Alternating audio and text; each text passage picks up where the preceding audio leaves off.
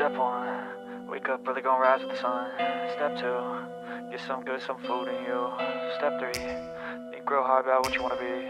Step 4, everybody just do your thing. Wake up, today's gonna be a good day. Wake up, today's gonna be a good day. Wake up, today's gonna be a good day. Wake up, today's gonna be a good day. Wake up, today's gonna be a good day. Wake up, today's gonna be a good day. Wake up, today's gonna be a good day. Wake up, today's gonna be a good day. Yo. Set your affirmations, aspirations. I got shit to do, the aftermath of preparation. Good food, good mood, blood in circulation. One step at a time, yeah, that's how you make it. Set a goal you control and the steps you take them. I try to pick one thought, have some concentration. And if I make a mistake, it's called education. I try to do this every day, call it replication. Wake up, today's gonna be a good day. Wake up, today's gonna be a good day. Wake up, today's gonna be a good day. Wake up, today's gonna be a good day. Wake up, today's gonna be a good day. Wake up, today's gonna be a good day. Wake up, today's gonna be a good day. Wake up, today's gonna be a good day. So life ain't easy, yo, I think there's a reason though. Ups and downs, just like every different season, yo. Sometimes I'm high, other times I'm barely breathing, though. I always gotta fight and hide from the demons, yo. Negative thoughts are poison, they rot. Head full of flies, so here come the clouds. They'll never stop unless I can swap all the bad for the good in my head when I'm lost. Yeah, so I'ma fake it till I make it. Positive thoughts are overtaken, I got patience. One day at a time is how you operate a cadence. A flow, you grow, you show yourself a foundation. Stay away from all the shit that causes temptation. I know that I like to do it cause it's sensation. I live my life in my head like a narration. Don't expect greatness, do my best, man, I'll take it. Wake up, today's gonna be a good day. Wake up, today's gonna be a good day. Wake up, today's gonna be a good day. Wake up, today's gonna be a good day. Wake up, today's gonna be a good day.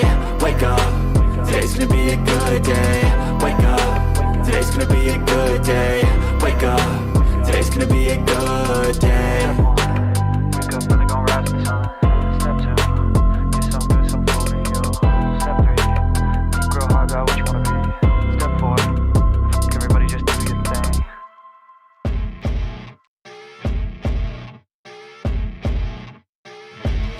As you wake up in the morning, you want to find the latest, greatest information about criminal cases and have an intuitive conversation about the suspects associated with these cases. Head over to the Bullhorn Betty channel on YouTube.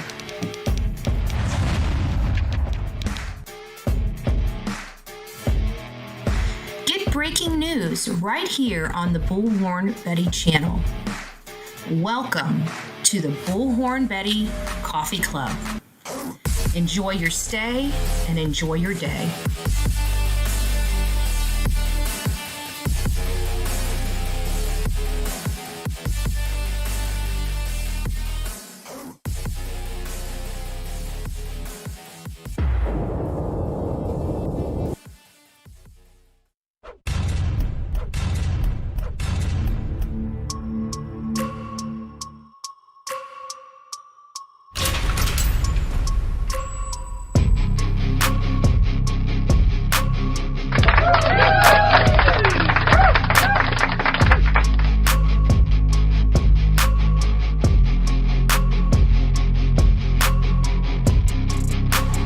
Well, happy Christmas Eve to my beautiful coffee beans! And it's such terrible news why we are here today.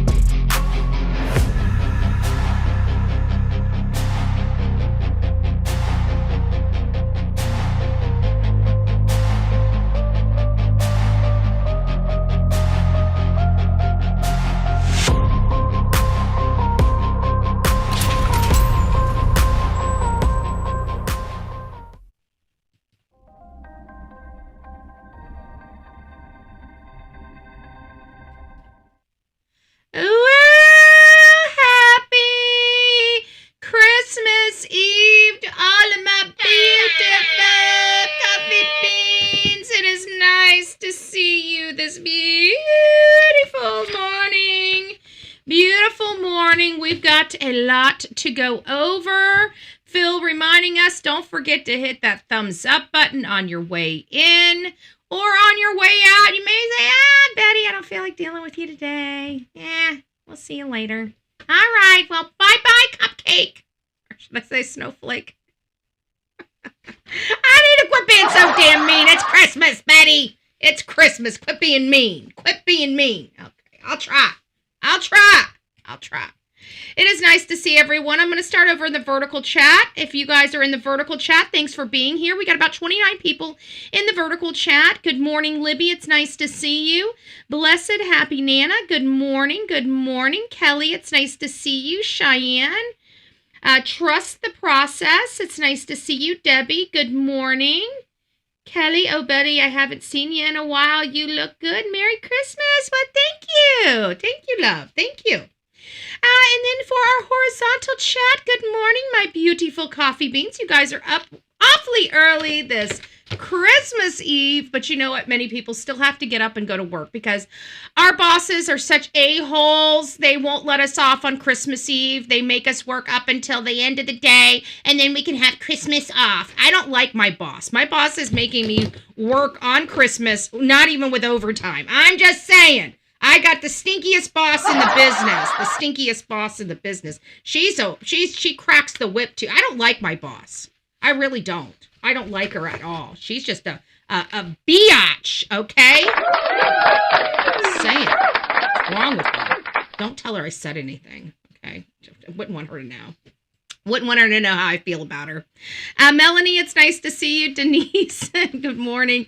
Mom of 9.5, your blues. It's nice to see you. Let them 66. Good morning, my love. I hope you are doing well. Crystal Pistol, it's nice to see you. YouTuber up in the house.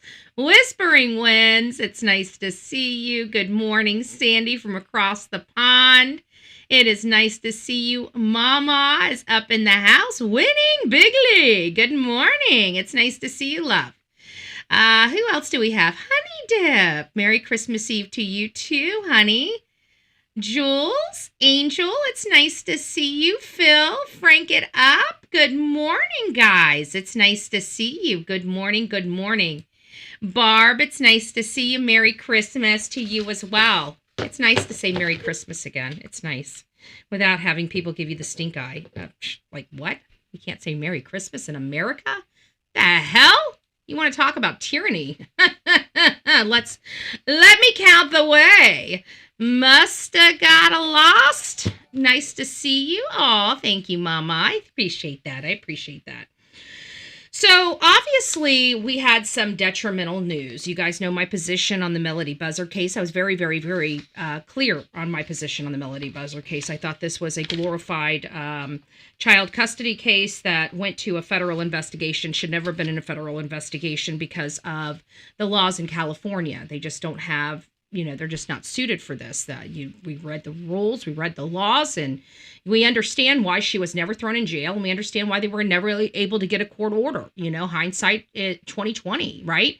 It's because their laws are horrible in the state of California, where a child could go missing and they can't even arrest a mom.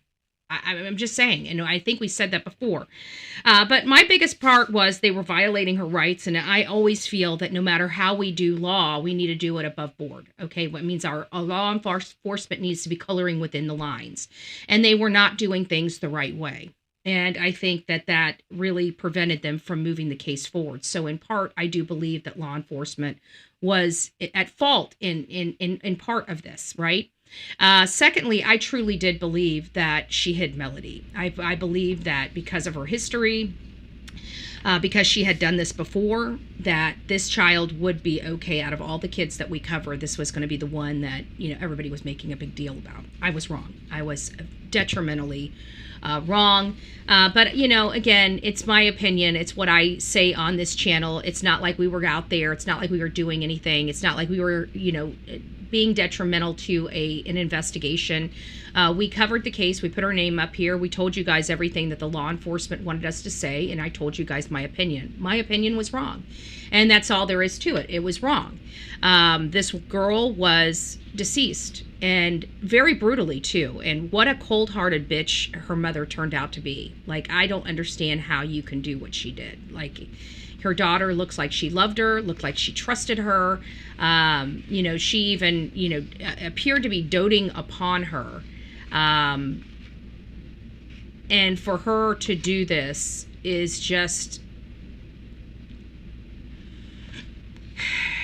I don't understand. I don't think I'll ever understand. But it does go to show why we look at the parents, and why typically when we look at the parents, it truly is the parents. You guys are going to have to give me a second. I got to go get a jacket. I'm a little cold.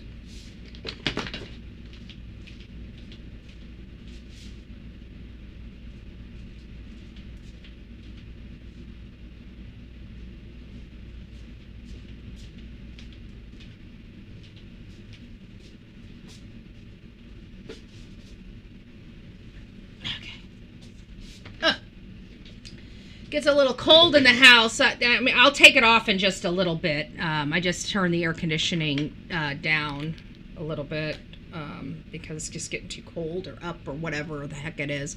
I'm warming the house up, okay? But until the air conditioning, I got it set. So the air conditioning, when it shuts off, it still pushes the air through the system for 90 seconds to get all the cold air out of my lines. So even though I turned it up, it doesn't automatically stop. It's going to be about a minute and a half before it finally shuts off. And then I can take the jacket off. It was just it's a little burr, because at night I get a little warm because I'm under covers and what have you. Guys, don't forget tonight, 6:30, I've got the thumbnail. I haven't set it up. Maybe I'll set it up before we close out today. Tonight, 6:30, pajama party, Christmas Eve pajama party. I don't know what we're going to do.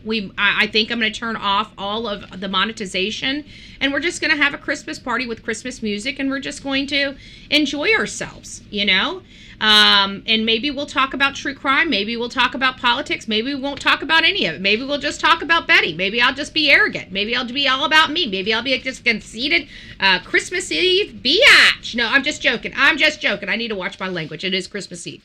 It is Christmas Eve. So if you guys would like to be here, sorry to my moms on this day. Chat. Hey. I know, they're busting their ass. Good morning, Army vet. It's nice to see you. Oh, yeah, my daughter said that yesterday to someone that she told her to go to hell. Yesterday, she ran over with me. The wonderful wagon with 4 kids on it. Don't mess with my babies. Yep. All right, guys. So, as you guys know, we learned of something very devastating. Melodee Buzzard is not okay. Melodee Buzzard is dead. And Melodee Buzzard was shot. That's what the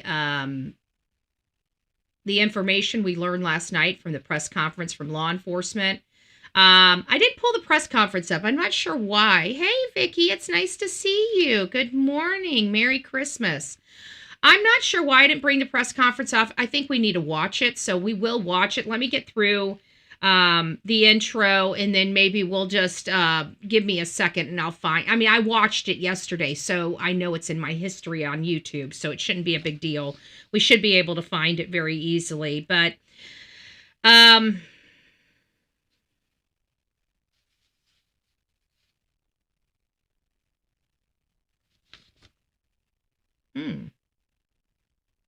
I'll be damned. I didn't realize they had this stuff on here. Okay, so anyways, today we're going to be going over, obviously, Melodee Buzzard and her death. She was 9 years old, and her body was found in Utah, in a rural area of Utah. And her mother, Ashlee Buzzard, is now charged with her homicide.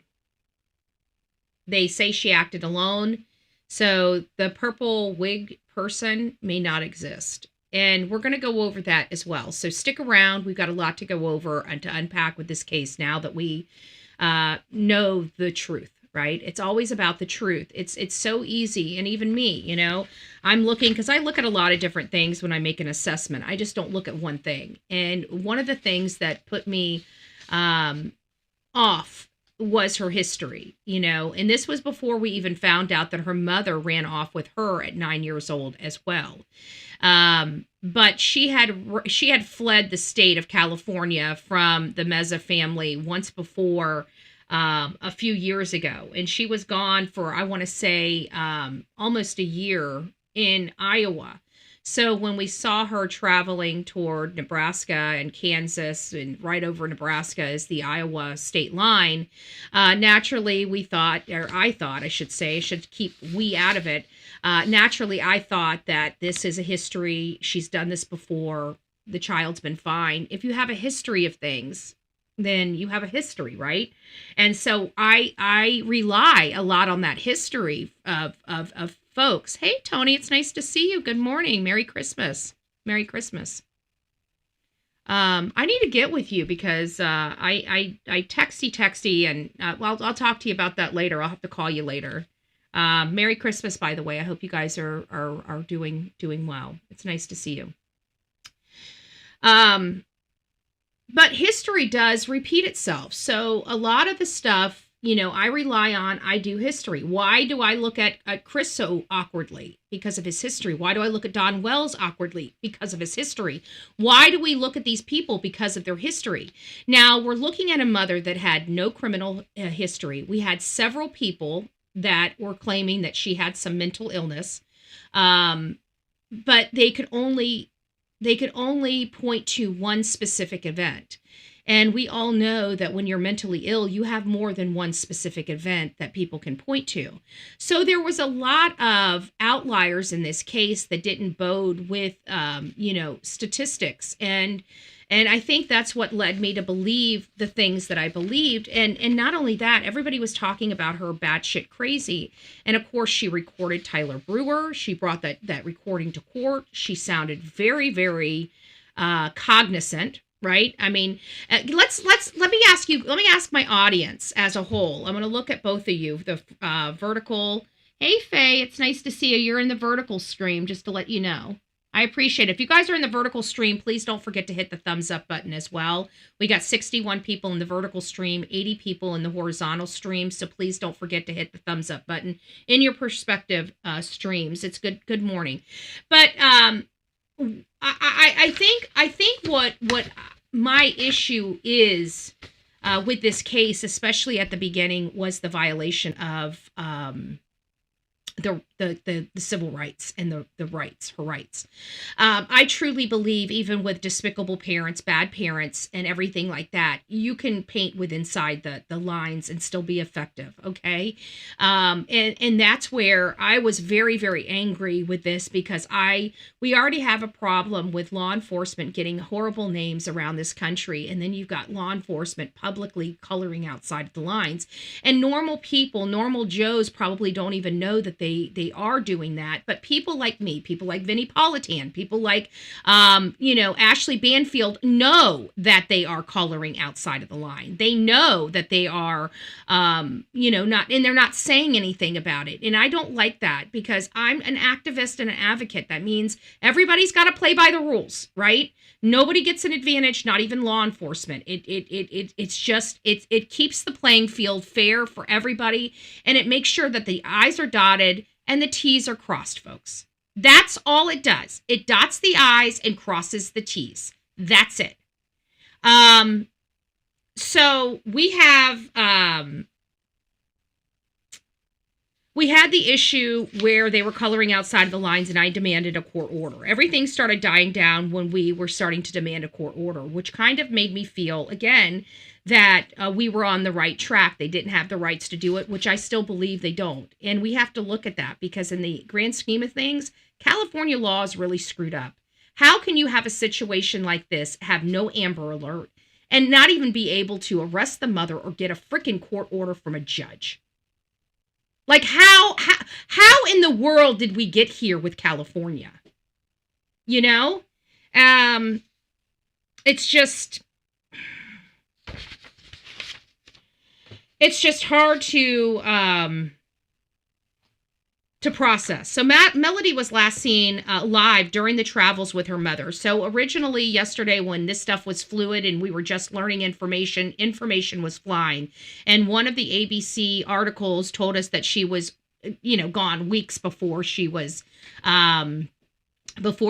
ultimately, reported missing, which puts this thing all the way back to, the end of September, which we saw this child. I even went back to read the blog from the sheriff's office to confirm that, wait a minute, this was a photo from October 7th. So we knew immediately that little tidbit of detail, hey, sweetie pie, it's nice to see you. That tidbit of detail was inaccurate. So we did determine and found out by the press conference that Melodee died on October 9th, okay? Her mother, listen to this. Her mother, now raising a child. I bet you anything her mom found a nice little place and said, hey, go check this out. Go check this out. And then, boom, done. Like, how do you do that to your child? How do you do that to your child? How? How? I would have never. There's no way in hell you would have made me believe that this woman that had no criminal history would be capable of something like that. This was without hesitation planned. Now, I knew that this was planned. My theory behind it was way off base, clearly. We have a deceased child, right? So my stuff is way off base. But at the end of the day, we absolutely thought that this child was alive. I did. I personally, with my whole heart, the whole thing, folks, believed that this child was alive. Believe with everything that is wholly in me. Hey, Dan, it's nice to see you. That I thought that this was going to be the one child that they got wrong that we were going to bring home. I truly did.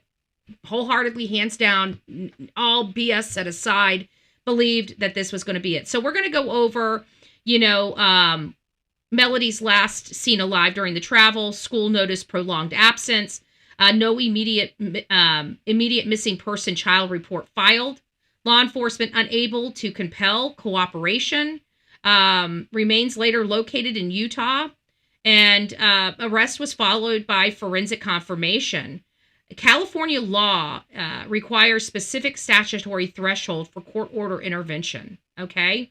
And in this case, there was no immediate crime scene. Parents claimed lawful custody, and no statutes allowed for emergency removal. I mean, this is California law. Can you believe that, like, everything that she did was all above, she could do it legally in California. If she did half this crap in Florida, she would have been in jail. I just want to put that I need to make those comparisons because, that's why I stopped whenever we were analyzing this case, because we're not dealing with a normal state. We're dealing with California. And I told you guys that over and over and over again, that we're dealing with California. They don't do law enforcement like we do. Hey, Faye. Oh, Faye came over. It's nice to see you, Groovy Gal. Good morning. Merry Christmas, guys. Merry Christmas. It's nice to see you. Mama Bear. I looked up area maps, and it's a beautiful, breathtaking area view. Why visitors who found her were out photographing the view. Wow. Yeah, I guarantee that's what she did. Honey, go over there and look. And then that was it. What a monster. How do you do that to your child? I just don't understand. Like, I don't understand. And not only that, how do they do that? How do they live with themselves after they do it? Like, how does Katie Proudfoot just get up every day and put her clothes on and go to work? How do they do that? How do they just go on as if, this didn't happen?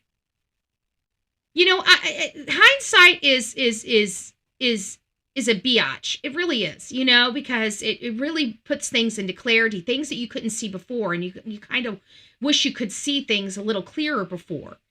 And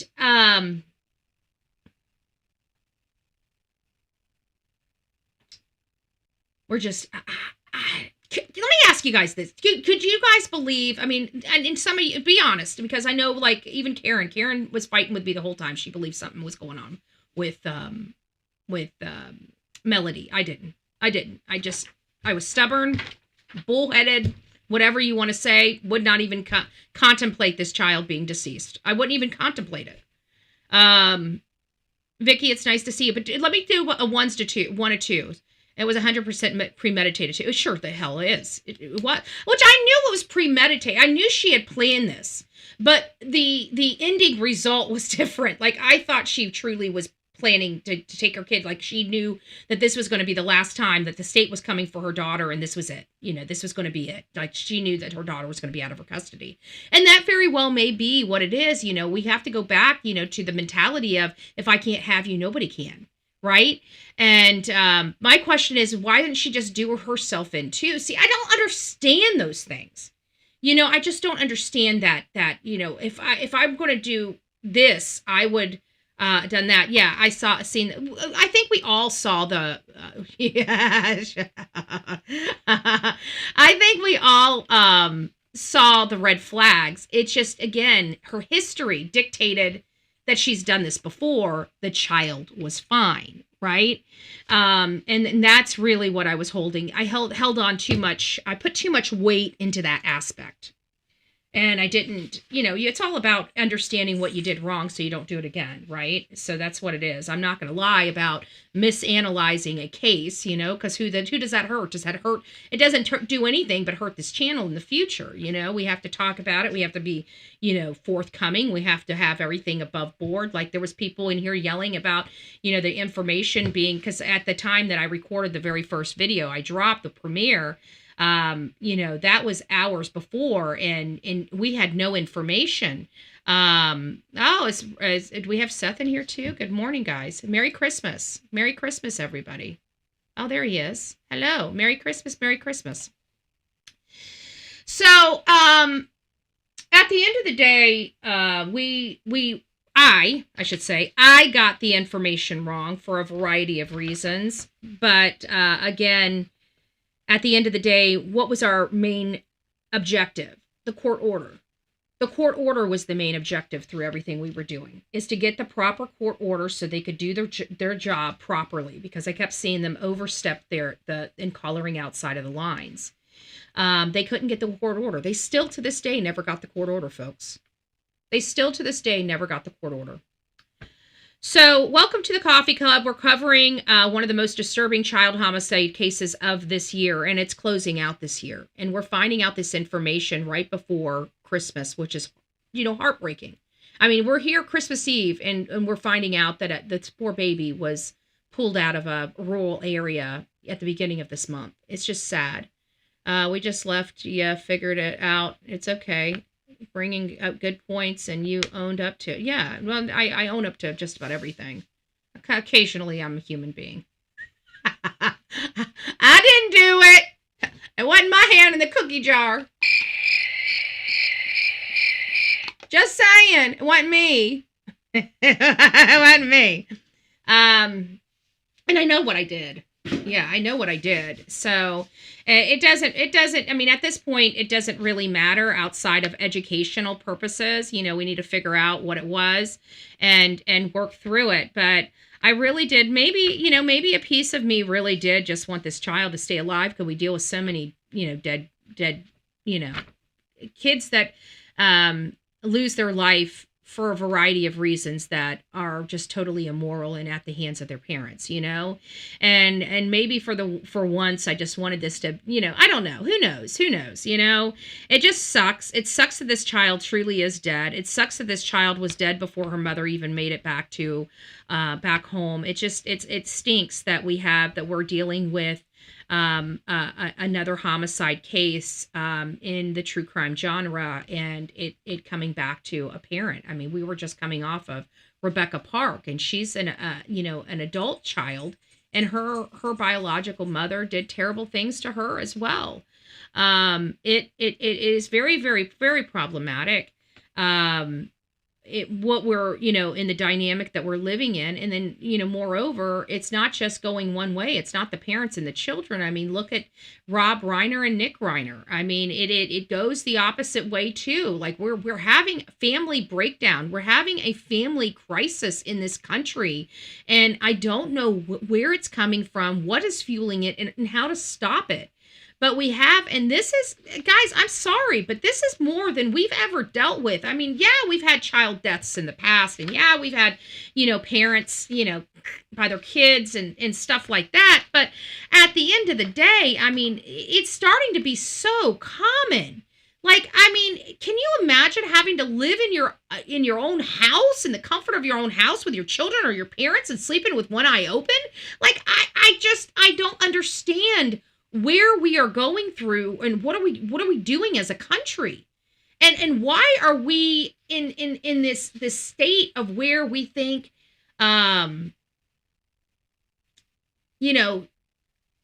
humans, like, once upon a time, it didn't matter what side of the aisle you were on. It didn't matter who you were as a person, how you believed, whether you were religious, what your ethnicity is, all these things. It never mattered before. If somebody was hurting or injured, we all came together and helped. There was never, you always saw the great in humanity in crisis. And it's like, this day and age, we see crisis and we see deplorable humanity in crisis this day and age. What in the world happened? When did we look at one another and think that our lives didn't matter over how we think or feel? That's pretty dangerous. It's a slippery slope. And so I'm it's concerning. It's concerning. But at the end of the day, what we have going on in California is ultra concerning. They've decriminalized everything.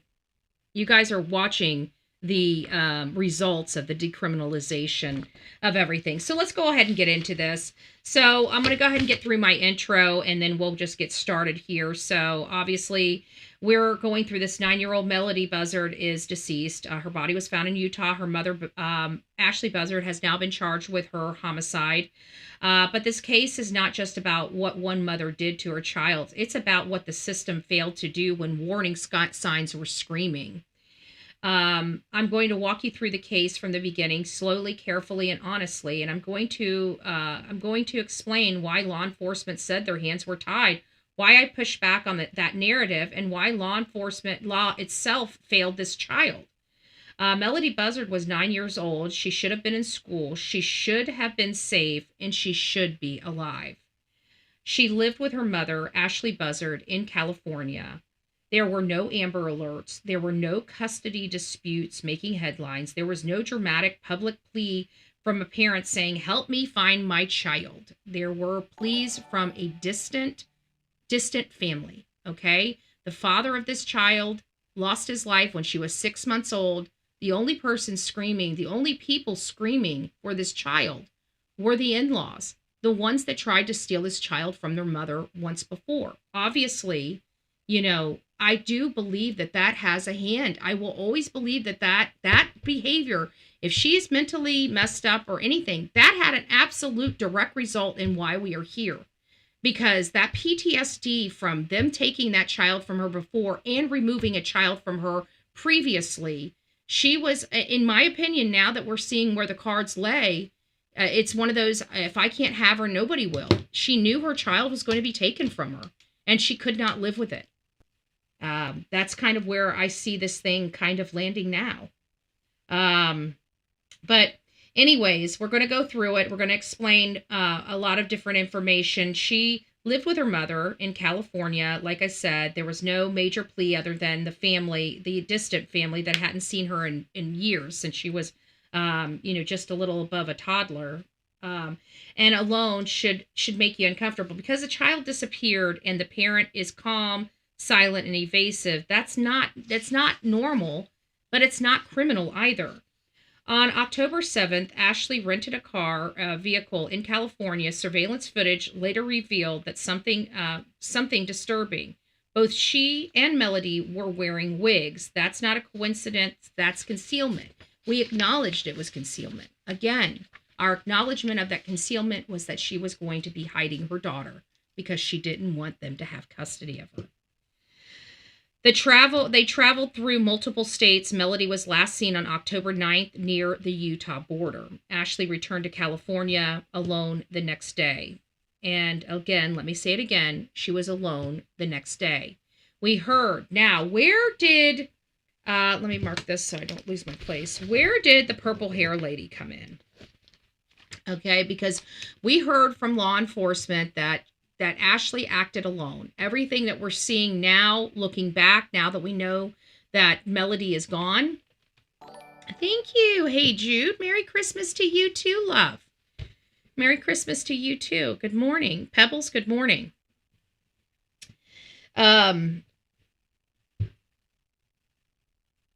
We heard, and what also solidified my belief that her daughter was alive and going to be healthy was the purple hair lady.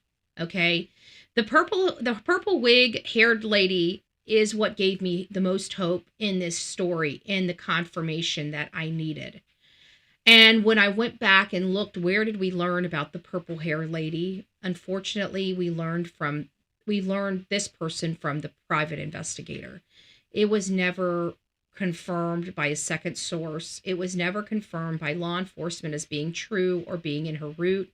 And there's no confirmation that there was any other person with Ashlee.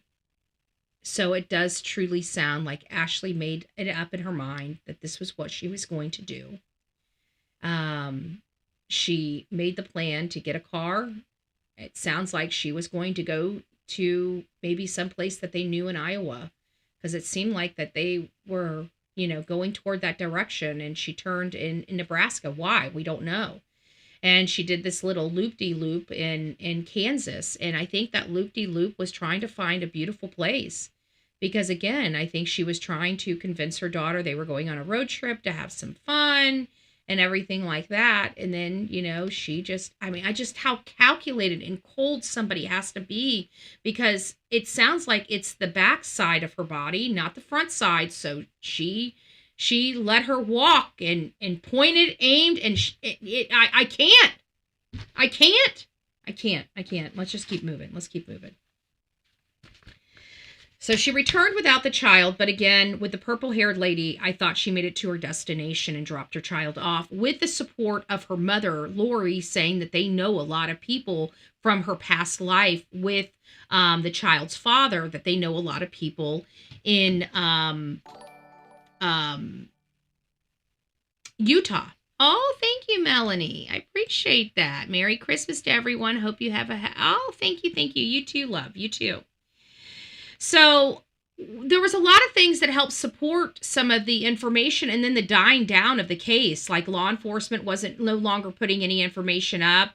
The last post we had was of November 7th when she was arrested on the bunk charges, which those were bunk charges against a civil rights violation. And I have a problem with that. I'm sorry. I'm going to continue. We have rules for a reason, okay? Law enforcement is not allowed to break the rules just because they believe somebody did something. What if this woman had nothing to do with the child? It was exactly as I said. They threw this lady in jail that never had a criminal record in her life, for no reason other than to throw her in jail on a bunk charge because they thought something. I don't work like that, folks. I'm sorry. And none of us should be okay with that kind of policing. That's not right. It goes against our rules. Okay, they have rules to follow too, right? They have rules to follow too. And sometimes they do break the rules in an effort to, say, find a child. They will throw evidence out and willingly throw evidence out to try to get a child back alive. I get that. But again, none of their information was making sense. They had to have known that. Like they originally started out that this child was missing a year and immediately corrected that within 24 or 48 hours that no, this child was seen within a week of her, of the report. And it's like, what? Like, how did we go from a year to a week from the report? But I digress. I'm not going to keep rehashing the same reasons why I made the detrimental assessment that I did. It just is a combination of key factors in this case that I thought everybody was missing. Now, the failure of the system, this is where I diverge from mainstream media. Law enforcement stated they could not force cooperation. They said that they needed a court order. They said that there was no statute allowing them for immediate intervention. And we saw that, and we looked at the laws ourselves, and there were laws there. They were, telling her, you need to tell us where the child was, but they weren't following through with the court order or throwing her in jail, which they should have done. They should have done a long time ago. You guys know how I feel. If they truly believe, whether I believe it or not, if law enforcement truly believes that this child is in harm's way and that the mother has information, them failing to throw that woman, that makes me more angry than anything. Because no matter what, you know how I feel about somebody doing terrible things and being able to sleep in their bed. And she's been able to sleep in her bed for months. For months. That's not okay for me. And law enforcement knew something wasn't right, and they couldn't even get the damn court order in their own state. They couldn't even get a court order in California. They couldn't get a court order, folks. Do you think our children are safe in California? And there's the immediate problem. Children are not property, and absent of statutes do not equate absence of danger. In California, missing child laws are fragmented. If parents claim lawful custody, there is no visible crime scene. Law enforcement often defaults to inaction. It's not protection, that is paralysis.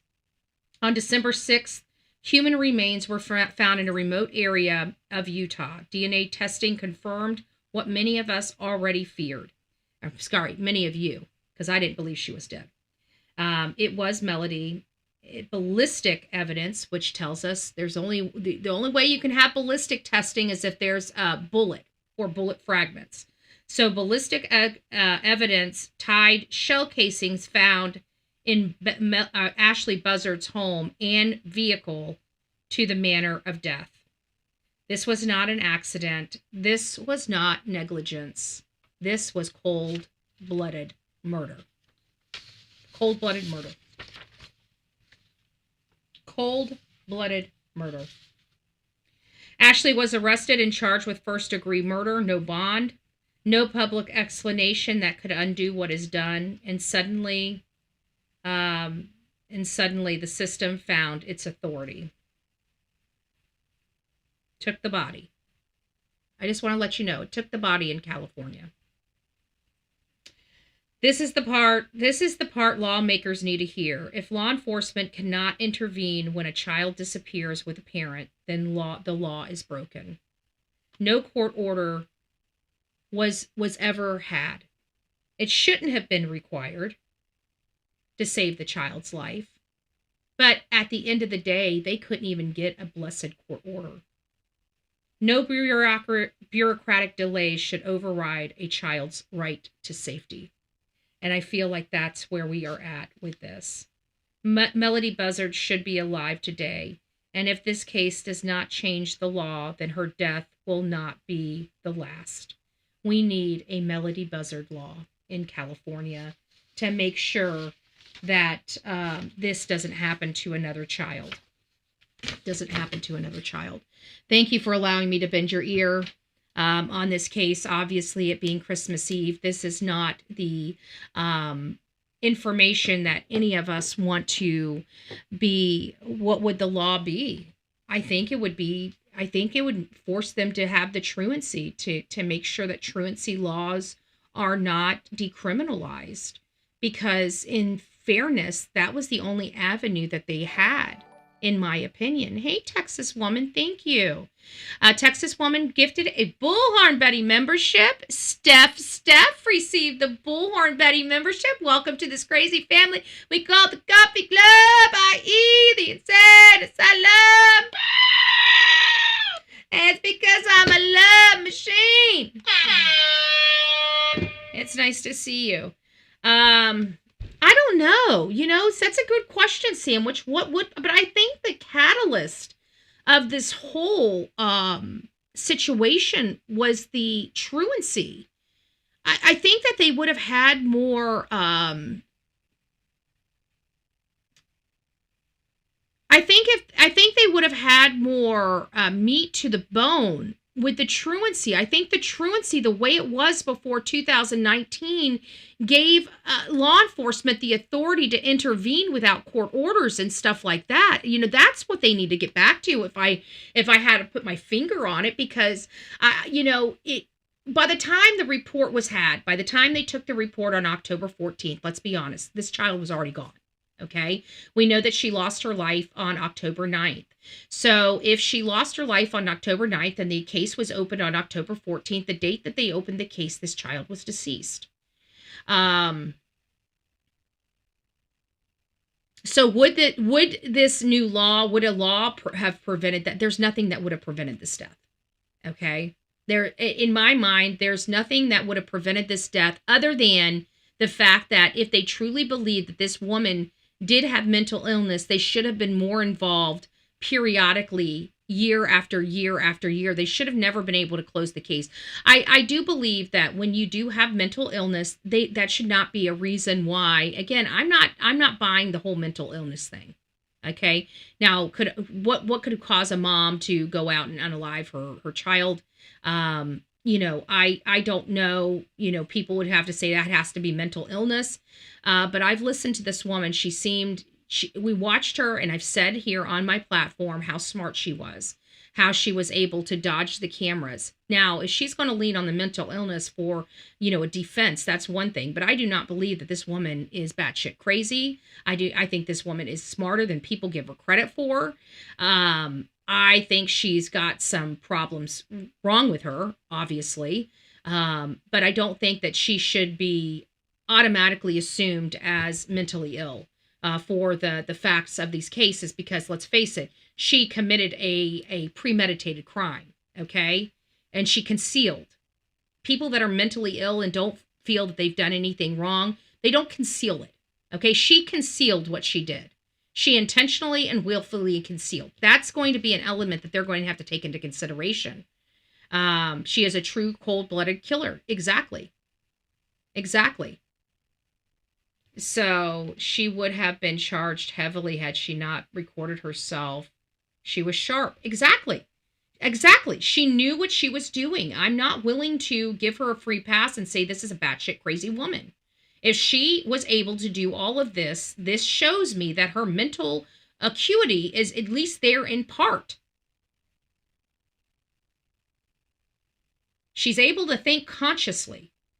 She was able to make a plan, execute a plan, cover up the crime. That, to me, is not insanity. That's a smart woman. But let's go ahead and listen to this segment here. Mother behind bars accused of killing her own daughter. That this level of criminal activity is particularly shocking given the ruthlessness that went into actually committing the crime. That's the perfect word. Ruthlessness.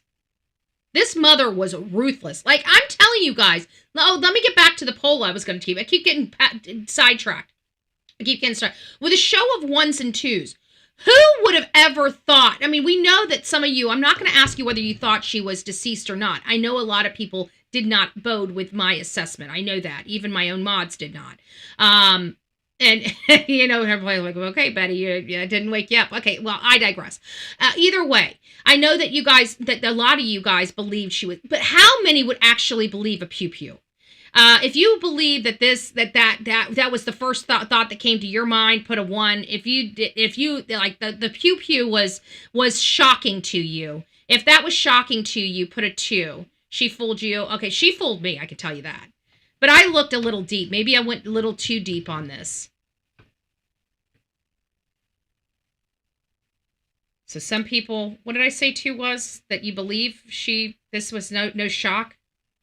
Not enough information. 0. Okay. 2.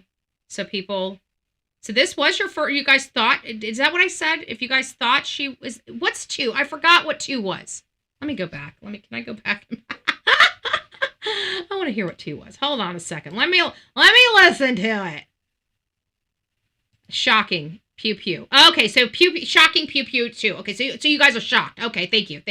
So you guys, so it wasn't the first thing that came to your mind. You guys were shocked because you typically when we have these cases, we're used to beatings, asphyxiation, stabbing. Letitia Stout did kind of all of it, right? We had a pew pew, a knife, and asphyxiation associated with that. But, okay, sorry, I don't know why I forgot that. I couldn't remember what order I put it in. Okay, so we're shocked. But that was what shocked me. Like even if she was deceased, I would have thought something else, some other, mode. But how in the world did this lady get her hands on a pew-pew? That's not one time were we ever told, in this world, nothing shocks me. Shining star, I know, we're kind of getting there. Yeah, I get it. I absolutely get it. But yeah, I was shocked because where did it come from? Like, I wasn't shocked when we found out Brian Laundrie self-harmed himself and everybody's like, where are they going? We told you guys the day we were out there that they found a pew-pew next to him. We knew that.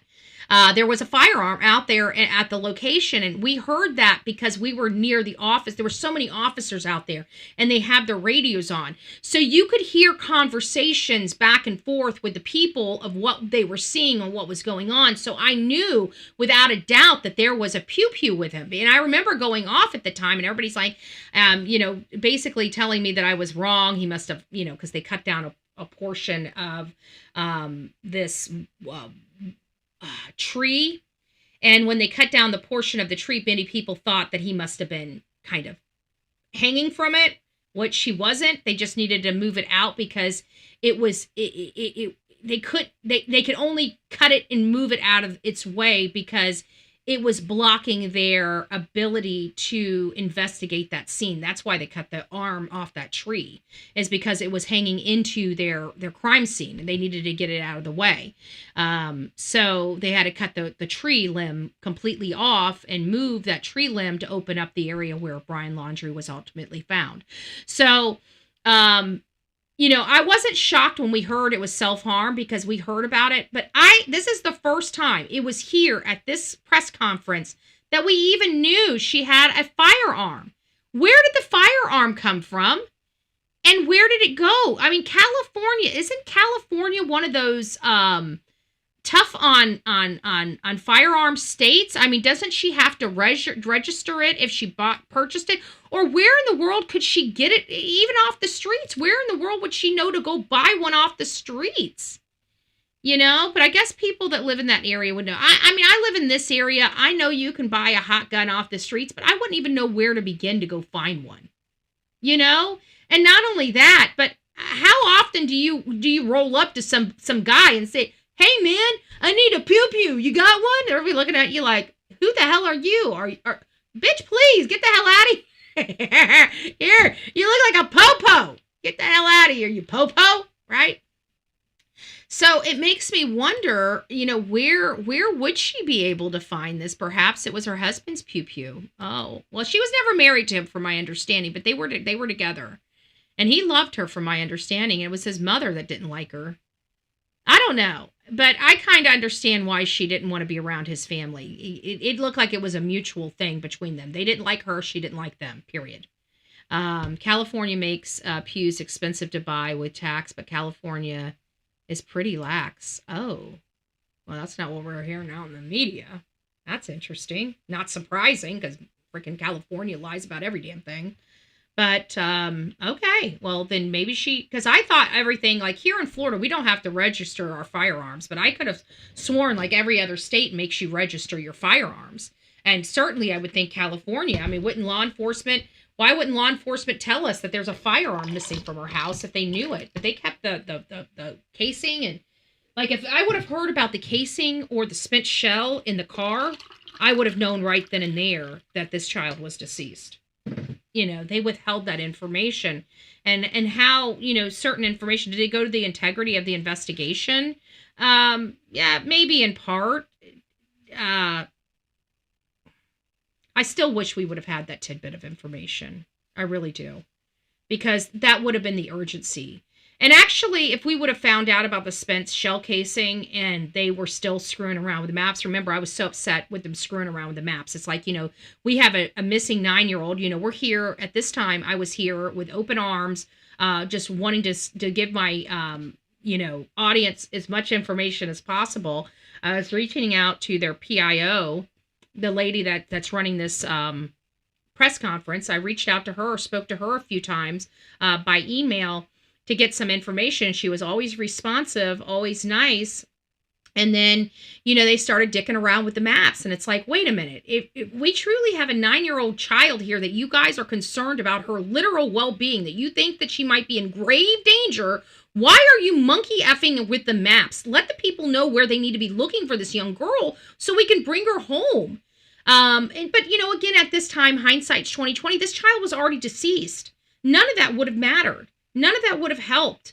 And again, none of us would have known, and we would have been more acutely aware that something was more detrimentally going on than her changing some license plate and getting her child out of Dodge if we heard about a spent shell casing in a car.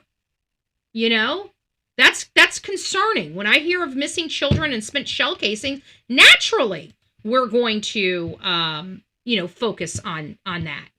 So, don't know. Let's listen. Investigators revealing 9-year-old Melodee Buzzard died from gunshot wounds to the head. Her body discovered this month in a remote area of Wayne County, Utah. Video shows the 40-year-old mom being led away today from her Santa Barbara County home in handcuffs. Investigators revealing Melodee likely died October 9th while on a 3-day road trip with her mother, Ashlee. They were traveling in a white Chevy Malibu. The journey spanned 8 states. Along the way, investigators say the car's license plate was switched from California to New York to avoid detection. Investigators say the two were seen wearing wigs at this California car rental counter. On October 10th, But her daughter did not seem fearful at all. Her daughter did not seem fearful at all. And that's how I kind of know how this all kind of went down. I feel like she said, oh, go look at that. And then just pulled out, aimed, and I just don't understand. It's like Alex and Murdaugh. I don't understand how you can do that. No, I think it was more than one. Ashlee returned home alone. Her daughter. Let's listen. Hold on. I'm going back to avoid detection. Investigators say the two were seen wearing wigs at this California car rental counter. On October 10th, Ashlee returned home alone. Her daughter was nowhere to be found. 4 days later, Melodee's school alerted police after she had been absent. In November, Ashlee Buzzard was arrested on false imprisonment charges not related to her daughter's disappearance. A judge later dropping the case, citing a lack of evidence. The loss of a child is among the most profound tragedies any community can endure, particularly at the hand of the one who should have loved them the most. A heartbreaking end to a months-long search. Dana Griffin. So there you guys kind of have it, like, that in a nutshell. We have a deceased child here, and this child had every right to live. This child had every right to thrive. This child looked like she was a normal kid and following her mother, thinking she was going to go on a vacation. I mean, there's no way in hell I would have thought this would have been her outcome. I'm sorry. Everything that I have read, everything that I saw, I mean, yeah, there's, the changing of the license plates and stuff like that. She did, there was no doubt in my mind she was concealing her movements, and she was concealing her movements from a PI or law enforcement. But again, she's done this before. And I would have never thought that she would have. It's very, very heartbreaking for me. But I'm glad that the information came out before Christmas. I'm glad that she's going to be spending her time behind bars where she belongs. I'm angry about this case. I'm angry because Oh, she did grow. Yeah. Well, that age, I mean, if you guys remember, I remember when I was that age, my mom would buy us, go school shopping. Like, she started going school shopping right before school when we were around that age, because she would buy us clothes and we would be outgrown them before school in 2 months. Like in 2 months, we would have a foot bigger than what we did at the beginning of the summer vacation. It was a little crazy. When kids get taller, they get slimmer. Yeah. Well, she looked healthy. I don't know why this mother would just do this. The only thing I can think of is she knew that this was going to be it. Once they got involved this time, they were going to take her away from her and never give her back. And I think that's the only thing I can think of, because there was nothing. It didn't look like this child did anything wrong. It didn't look like this child was fearful of her mother. And the reason why I say fearful, because you can typically sometimes tell if a child's being abused, just by, if their parents move and they are a little skittish or keep, watching their hands or something like that. That's a telltale sign that their parents just pop off and hit them. So you look for little things like that. My 10-year-old is 5'11" now. Oh, good gracious. I think Melodee didn't look well. Oh, I don't know. I think she was healthy, but again, my analysis of this was shit. So, I mean, there was reasons why I made this, and there was very specific, and I can show you the receipts of exactly why I went down the path that I went down. But I never saw this coming. I will be honest with you. I never considered this to be a possibility. I never did. So let's get to the press conference. I know I've got the press conference. Let me get back up here and let's do the press conference real quick.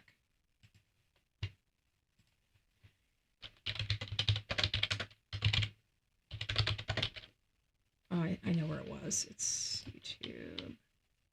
I think I'm going to use the News Nation one because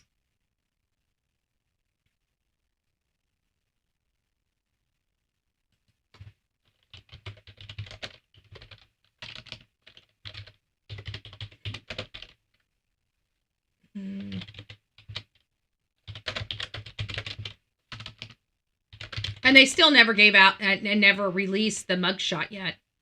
And I don't understand why they haven't released the mugshot yet. ABC 7. I thought News Nation ran it. Yeah, go to News Nation. I'm pretty sure News Nation ran it. Live.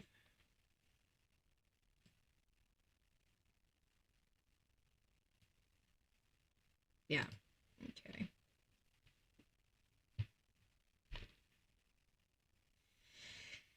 And I will be honest with you.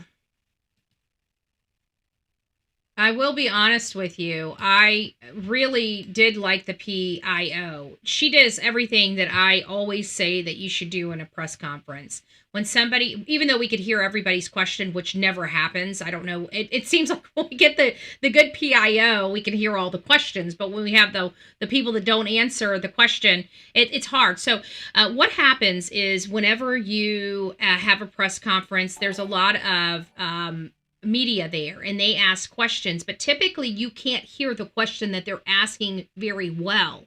And so you're only hearing the response, but you didn't hear the question that they're answering. So I've always said, I wish these people would state the question that's being asked to them and then answer it, because most of the time you can't hear the news people asking the question. And she did that, but we could hear all their answer. You could hear them anyways. You could hear all their questions perfectly. So it was good. Anyways, we're going to go ahead and pull this up. This is News Nation. This is the press conference for Melodee Buzzard. So everybody has the same exact information that we all have. There's no misconceptions or it's misconstrued in any way. And here we go. Ashlee provided no verifiable explanation for Melodee's whereabouts. October 15th, 2025. Detectives served a search warrant at the Buzzard residence in the 500 block of Mars Avenue in the Lompoc area, looking for evidence pertaining to Melodee's whereabouts. Subsequent to the search warrant, it was determined that Ashlee had recently rented a car, and video surveillance images were obtained showing Ashlee and Melodee at the rental car office, both of them wearing wigs in an apparent attempt to conceal their identity. Again, I want to refer and go back that, this does not mean that she's going to unalive her child, okay? We've seen a lot of this in domestic DV cases where they're fleeing from people. She's had a history of fleeing. She's had a history of fleeing with her own mother at the same age. We have to remember these things. So if you were like me and did not consider that this was going to be the outcome, you're not alone, okay? Even Bullhorn Betty believed that this child would be okay. I truly did. These images were shared with the public on October the 22nd in an attempt to obtain additional information about their whereabouts. On October 24th, 2025, detectives shared an updated timeline and travel route with the public of Melodee's last known movements along a multi-state round-trip travel route that included California, Nevada, Arizona, Utah, Wyoming, and Nebraska, with a return route including Kansas, Colorado, Utah, Arizona, Nevada, and then back to California. Detectives learned that along this trip, Ashlee switched the license plates on the vehicle she had rented to a New York plate, and found out that she would back her vehicle into gas stations in an apparent attempt to avoid detection by their surveillance cameras. Melodee was last. She went out of her way to conceal. Again, in a theory of hiding a child, those actions would also be something that you would attribute to those actions. Again, this could have gone both ways. We probably should have covered it both ways. I was tired of thinking of children being deceased, and I'm trying to figure out why I would think so highly of this lady, but I think it had a lot to do with the lack of criminal record, the lack of a meaty mental health issue record, which she didn't have. She has one identifiable event in her history, and that was about it. So she bought a new pew-pew. Brought a new pew-pew. She might have, but again, I'm still trying to figure out where she got it and how nobody knew she had it. This is the first time we've ever heard of any type of casings, spent shell casings, live rounds, or the pew-pew firearm, or someone being shot with a firearm. We did not hear that. Nightbot, eat coal. Do not like it. My Nightbot. Oh, good gracious. Good morning. Good morning, Ren. It's nice to see you. Nice to see you. Last seen on video surveillance with Ashlee on the Colorado side of the Colorado-Utah border on Thursday, October 9th, 2025. And detectives now believe that Melodee was murdered shortly after that stop. On October the 30th, sheriff's detectives, along with the FBI evidence response team, responded and served follow-up search warrants at the home of Ashlee Buzzard, as well as for a storage locker that she had rented and upon the car that she had recently rented as well. During the search of the Mars Avenue residence, an expended cartridge case was recovered.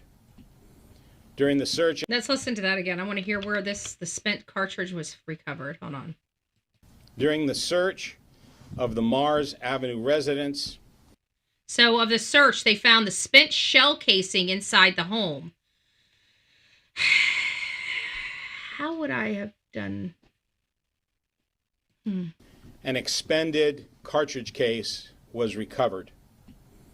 During the search of the vehicle, a live round of similar ammunition was located. Detectives submitted the expended cartridge case to the Bureau of Alcohol, Tobacco, Firearms, and Explosives for inclusion in their national database called NIBIN, the National Integrated Ballistic Information Network. NIBIN, that's the first time I've heard that. That's interesting. It's interesting. December the 6th, 2025. Members of the Wayne County Sheriff's Office in Utah responded to a call from a man and a woman who were taking photos just off the 3300 block of East State Route 24 in a remote part of Wayne County, Utah. Hold on, let me get that. Just off the 3300 block of East State Route 24 in a remote part of Wayne County, Utah. This couple had discovered the decomposed body of a deceased person off of the side adjacent to West Caneville Road. West Caneville Road. West Caneville Road. Discovered the decomposed body of a deceased person off of the side adjacent to West Caneville Road. Jason. On December 8th, 2025, a member of the Wayne County Sheriff's Office notified the Santa Barbara County Sheriff's Office of the discovery of the unidentified found body. Although immediate identification of the deceased person was not possible, it was apparent that the decedent was a female who had died from gunshot wounds to the head. That sound multiple. Gunshot wounds to the head. Gunshot wounds to the head. So that tells me there were multiple. It wasn't one. So that tells us what? What does that tell us? Tells us that she wanted to make sure she was DEAD. Okay? We're not talking about one. We're talking about multiple. Good morning to the people that are in the vertical chat. Alberta girl, it's nice to see you. Brandon, it's nice to see you. Lynn, it's nice to see you. Good morning, guys. I hope you guys are doing well. Merry Christmas Eve to each and every one of you guys. We're not here on good news. Obviously, a case that I was absolutely confident, even up to the day, even when she was arrested yesterday, believing that this child was alive. And we come to find out that this child is not alive. She is deceased. And her mother has been arrested. Her mother has been arrested and charged with first-degree premeditated homicide. It's not good leading up to, our Christmas holiday. It's very, very, very sad. Oh, thank you, Brandon. I appreciate that. It's very, very, very sad. And it's heartbreaking, I mean, we've got this child. We were all very hopeful she was alive. We had a history that was promising, a history that this is a common practice in this family, which is always promising. When you have a history of this and nobody gets hurt, obviously you pray that that's the case for this, but that was not the case. And not only that, shockingly enough, a firearm was used multiple times. And that's what we're hearing, and we just learned from this press conference. Very sad stuff, folks. Very sad stuff. I'm feeding the Nightbot Cole over here. I know. It's always going on because nobody talks over in the vertical chat. But we got a lot of people over in the vertical chat, too. We got like 119. So don't forget to hit that thumbs up button. I really do appreciate it. Martha, it's nice to see you. Hello, loves. Hello. It's nice to see you. Yes. Merry Christmas, guys. Merry Christmas. Well, thank you for giving Nightbot hell.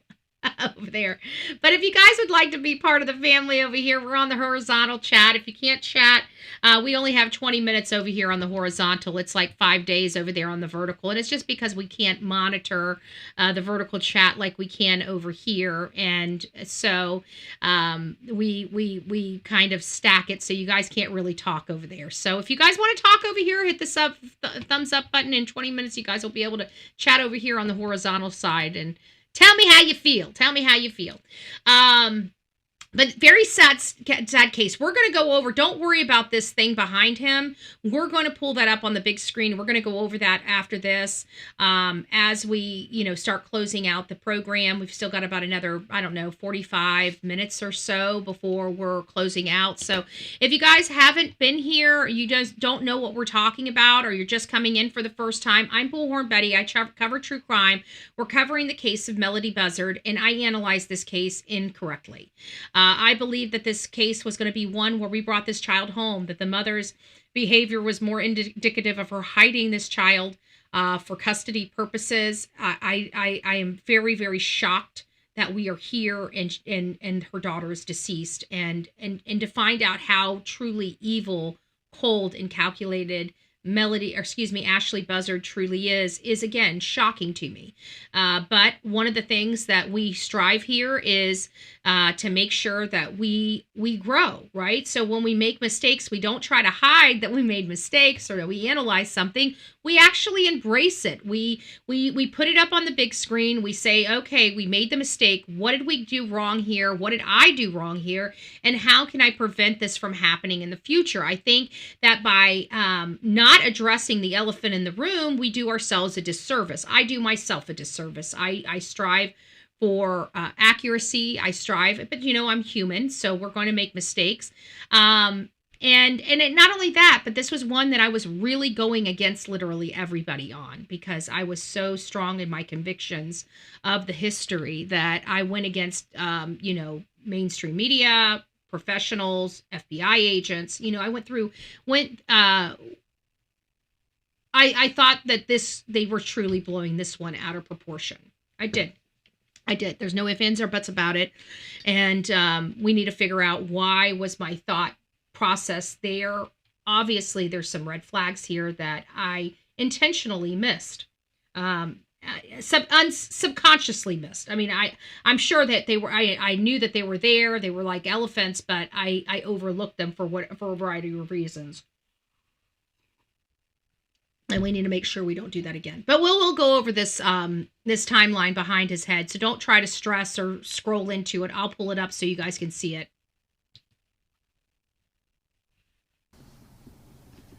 December 17th, 2025. The Bureau of Alcohol, Tobacco, Firearms, and Explosives examination of cartridge cases found at the Utah crime scene resulted in a NIBIN hit, linking them to the single cartridge case that was found at the Buzzard residence. On December 22nd, yesterday, the FBI Crime Lab notified our agency that DNA analysis had determined that the remains found in Utah were a familial DNA match to Ashlee Buzzard. Today, December 23rd, 2025, members of the Santa Barbara Sheriff's Office and the FBI served search and arrest warrants at the Mars Avenue residence and arrested Ashlee Lynn Buzzard for the murder of Melodee Buzzard. Ashlee was taken into custody without incident, and she was booked at the Northern Branch Jail for first-degree murder, where she is currently being held without bail. While these developments represent important steps towards holding Ashlee Buzzard accountable for the murder of her daughter, they do not diminish the profound loss that we are acknowledging today. Because this case is now moving through the court system, there are limits on what additional detail we can share publicly at this time. At this point, I'm going to ask Lieutenant Chris Gottschall to recognize the personnel and agencies whose work in our region was instrumental in this investigation. Thank you, Sheriff. Good afternoon. So before we listen to what he has to say, I want to break here and just discuss some of the information that we learned. Okay, so we learned that this is in Wayne County. We're going to go ahead and get back up here because we're going to look at some things so we're all abreast of everything. We're not just here for news, we're here to find out information. So let's go ahead, and we got the 3300 block of East State Road, or State Route 24, and this is in Wayne County.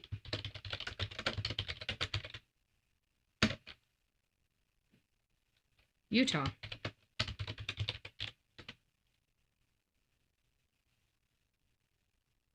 Oh my gosh, you will never believe what. Now, same, different name. It's spelled differently, but holy smokes, about right in my eyebrows here.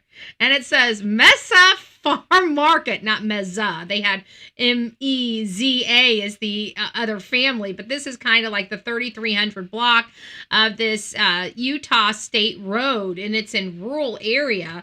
But it just shocked me there for a second because the first thing up here is Mesa Farm Market, and I'm like, do. I never even thought she was dead or alive. I'm shocked. There's no bad history, no bad anything. Wow, I know. I you know, but a lot of it probably has a lot to do with me too, because I was explaining things the way I was seeing it. And at the end of the day, none of these things, especially in California law, was criminal. And at the end of the day, you know, we're looking, you know, criminal, you know, for somebody that does crimes. So here is kind of where the area is, and you kind of see. Let's go for a ride. Let's go exploring. Let's go exploring. So let me get this up. Kind of, oops, wrong one. No, let's get this. There we go. Nope, that's not it either. Where's my damn? Hold on. There we go. Okay, let's get this moved up a little bit better. Let's go for a ride. Let me move the one over here on the vertical stream too, so that you guys can see behind my head. Just move me over here. There we go. Let's go for a ride. Let's see what's around here. I wonder if we should. This is in Torrey, Utah. Maybe not Wayne County. What's this sign say over here? The sign says mile marker 102. Do we know what mile marker she might have been at? You know, they said the 3300 block of East State Route 24, and we're on Utah 24, 33, it says 3350. It's in Torrey, Utah. Let me check and see if Torrey, Utah is part of Wayne County. Torrey, Utah in Wayne County. And it's yes. So this must be it. And so we have some areas here. Let's see what's back behind us. I mean, I hear there's some caverns and stuff that are really so pretty. There's the Mesa Family Market right there. But which way would she be going? Looks like this way would be prettier. Yeah, look at all that. That's much prettier than what we were just looking at. So maybe she went down this way? Huh. I'll have to mark it. I mean, it is pretty. There is a campsite not far. Maybe she went there. Yeah, that's possibly. It said adjacent to some road. You're right. Caneville Road. Let's put Caneville Road in here. And Caneville. That's if I'm spelling it right.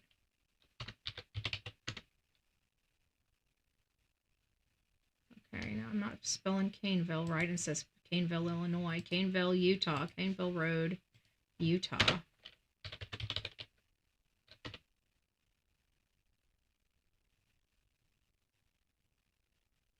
Yeah, it's saying right there. Is that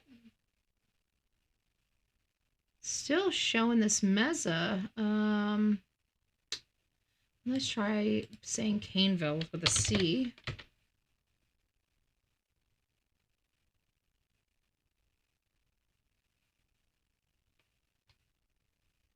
Caneville Road, Utah. Now I'm all kinds of lost. Let me go back to... Let's go back to this one.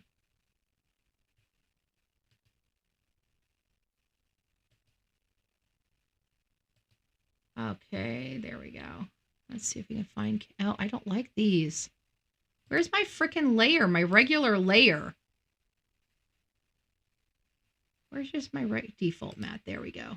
There we go. That looks a little bit better. That's a little clearer. So now I'm all kinds of lost. I don't even know where the hell we are. Caneville Road. Caneville. West Caneville. Let's just put Caneville Road here. Caneville Road. Wayne. Does anybody know where this is? If you guys do, send it to me by email.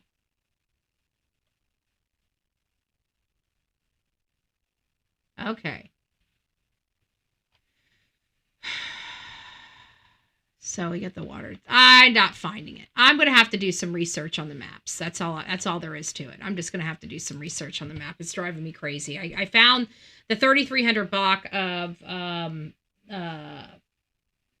State Road 24, but I'm not finding the Caneville Road, West Caneville Road, unless they're two separate words, and it's whether it's a C or a V. Caneville. Okay, it's Caneville. Okay, hold on. Let me try that. Okay, let's do this. Caneville Road. So, Caneville Road. Okay, we're getting close. So let me put West Caneville Road. It's only saying south. So it's right by a Cathedral Valley Inn, maybe? This, okay, let me put the actual satellite back on now that we can see it. So there's, oh, you guys can't see that. Hold on, let me put this back up. There we go. So there it is. They're saying right there. So right here is where South Kane Road is, but they said it was West Kane Road. West Kane Road. So I guess south is west in this area. There's 24. So we see Utah Route 24. We can see a Cathedral Valley Inn, South Kane Road. I mean, this isn't a mountainous terrain here. Maybe we'll put this, let's explore just a little bit further. Let's go to Earth.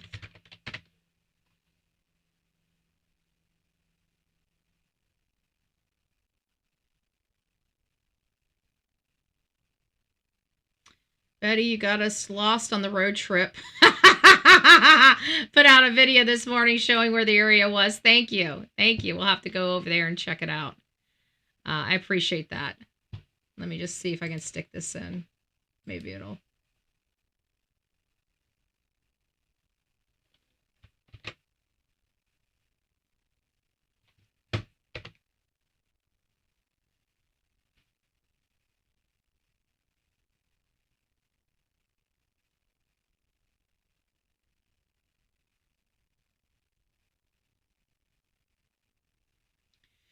All right, so this is the area that they're saying.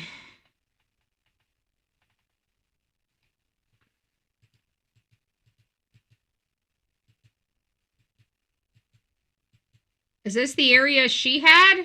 Because this is the area that's popping up for me, and you can see a lot of mountains.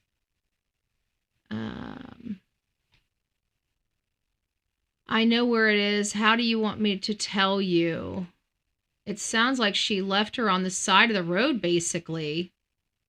Yeah, it does.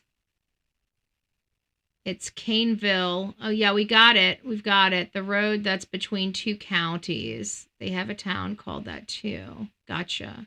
Yeah, we're on the road. This is the road right here. This is Caneville Road right here. And this is Route 24. So I'm assuming it's got to be somewhere out here.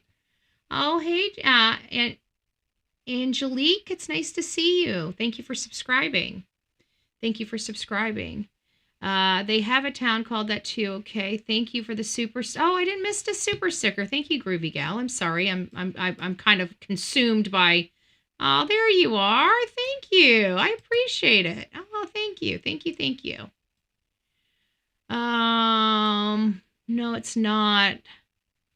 It's by 3 huge farms. 3 huge farms. All right. Well, let me go up here. Oh, sorry. Oops. I didn't mean to do that. I didn't mean to do that. I hit a button. Me and my buttons. I hit a button. We're not closing the show down. We're not closing the show down, guys. Well, while we're doing that, let's go ahead and pull this up for right now. And this is the timeline that I promised you that we would go over. Let me put this back up here. I'm going to have to adjust this just ever so slightly because I adjusted everything. Wrong one.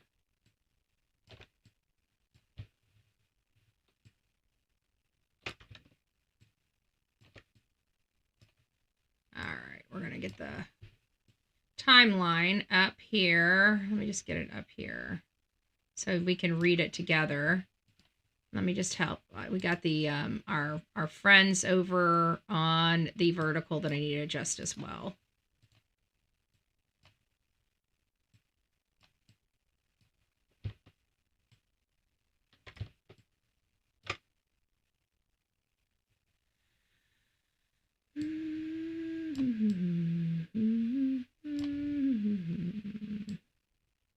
Okay, guys, I think I got the vertical adjusted now as well. Okay, let me put it up a little higher so you guys can see it without my head blocking it. All right, so what it says is it says October 7th. So right here, it shows you that there's a road trip. Then it comes down here on October 8th. This is when she switched her plates to the New York license plate. October 9th, sighting at Colorado-Utah border, homicide shortly after. October 9th is when they believe that Melodee was murdered. October 10th, Ashlee returns to Lompoc. October 14th, 4 days later, the welfare check and missing person report is taken. A search warrant on the 15th, the very next day at the residence. And allegedly, this is when they found the spent shell casing. And then it wasn't for 9 days. An updated timeline and travel route was provided. So we had a 9-day lapse of not a whole lot of information.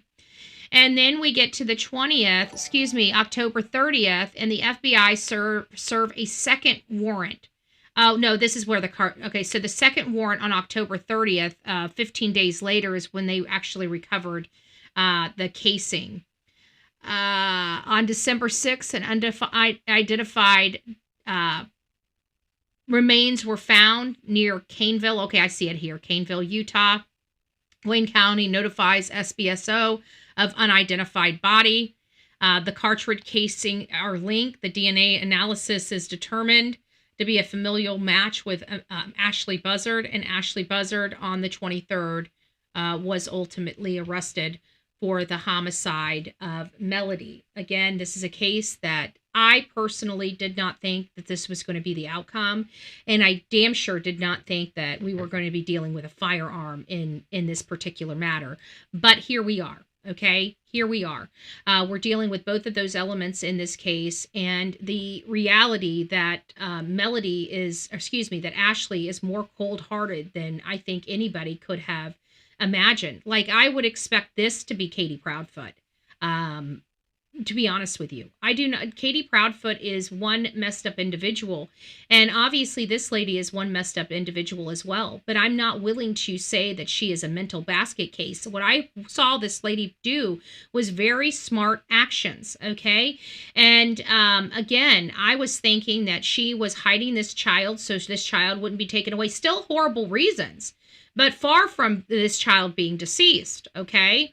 And again, I think the argument needs to be, how in the hell can a child be taken out of this state, be unalived,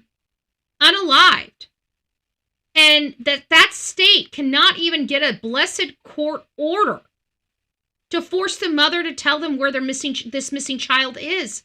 That is more problematic for me than any other aspect of this case. I mean, at the end of the day, we deal with terrible parents. We deal with terrible parents that do terrible things to their children. That is the basis, basically, of this channel. It's what terrible people can do to people, right? But it's never been about law enforcement not being able to do their job. And I think California has their laws so messed up. The stuff, the fail-safes, the ability to apply pressure to this mother to find out the information sooner has been ripped from law enforcement. It kind of makes me understand why they were coloring outside of the lines, right? I kept seeing it. And listen, I'm one of those people that are just a stickler for doing things the right way. I've got to do things the right way in my life.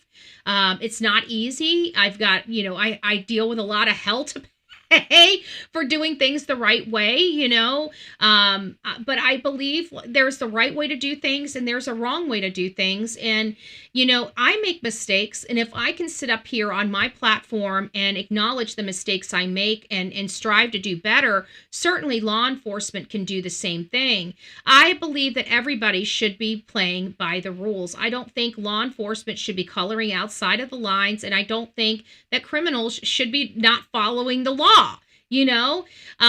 But criminals are the ones that break the rules, not the people that enforce them. And when I start seeing people that are enforcing the rules, breaking the rules, I don't like it. Okay? Because we should be putting ourselves above that. And I understand, and I'm sympathetic for law enforcement in California. But let's face it, California residents need to be doing more to make sure you're not stripping yourselves of any more rights. These are protection for your children that have been stripped away. Look at this child. They couldn't even get a court order to force this mother to open her mouth. They didn't even get an Amber Alert or an endangered child alert out of California. And this child is laying in the backwoods of Utah, deceased. There's something wrong with the California system. I'm sorry. It should be here to prevent crime, right? We do things, we want things to be noticeable, so it's prevention. We don't want to be having to deal with after the fact stuff. This is after the fact stuff. They've created laws that the only way we can work is after the fact, after the crime has already been completed, after the damage has already been done. That's when California can act. They've stripped themselves of any type of ability to get things before they get out of control. I'm here. I just finished my wrapping. I finished my wrapping yesterday. I had 3 more gifts to wrap, and I was in so much pain. I'm like, I don't know how Christmas Eve is going to be. And I'm like, if I can deal with it, 3 more gifts, just deal with it. I even tried to reach in the bag and find bags, just to do the easy way. But God's like, nope, you're in pain. We want you to be in even more pain. So here, you can't put it in bags. You got to wrap every individual gift. And that's what I did. Just to let you know. But I didn't make any more bows. I got the little cheap sticky on bows, and things like that. Oh, Merry Christmas to you too. I wish we were here under better circumstances. I wish we were here, saying that they found Melodee and that, they're taking her from her mother's custody, what we kind of thought was going to happen. I'm telling you, I never thought this. I just didn't. This is so shocking to me. This is so unnerving to me. And it just makes me really, truly feel that when we have a missing child, the parents are responsible, and I hate being like that. But at the end of the day, why are we lying to ourselves to make people feel better? At the end of the day, 95% of these cases of missing children, their parents are responsible. The parents are responsible for the harm that comes to these children. It's not third parties. It's not stranger danger. It's coming from inside their homes. And that's the reality of life. And I know that YouTube all wants to, try to censor the crap out of that, right? Because they want people to believe that it's the stranger dangers, why I'd have no earthly idea. But it's not. These threats are coming from inside the home, from people that should be protecting these children. And we give and spend an awful lot of money for the Department of Children and Family Services to prevent this from happening. Yet all too often it does nothing. We're not moving the needle. We're throwing billions of dollars at this problem, and we're barely scratching the surface. We're doing it wrong. In my opinion. I think we're doing it wrong. How many people believe that we're doing the whole child, welfare thing wrong? If you believe we're doing it wrong, put a 1 in the chat. If you believe we're doing it right, put a 2 in the chat. I'll be monitoring both vertical and horizontal during this. We've got 94 people in our horizontal. It's nice to see you all. Jackie, good morning. It's nice to see you, love. I hope you're doing well. Merry Christmas. Merry Christmas. Merry Christmas. And for the 94 people, kill in time. You had hope Ashlee was innocent. I did. I had a lot of hope she was innocent. Well, no, let me reframe this. I didn't think she was innocent. I think she should still have went to jail. Don't get me wrong. I wanted them to play by the rules. And at the end of the day, we are the crap that just happened over in California with this case would have never happened here in Florida.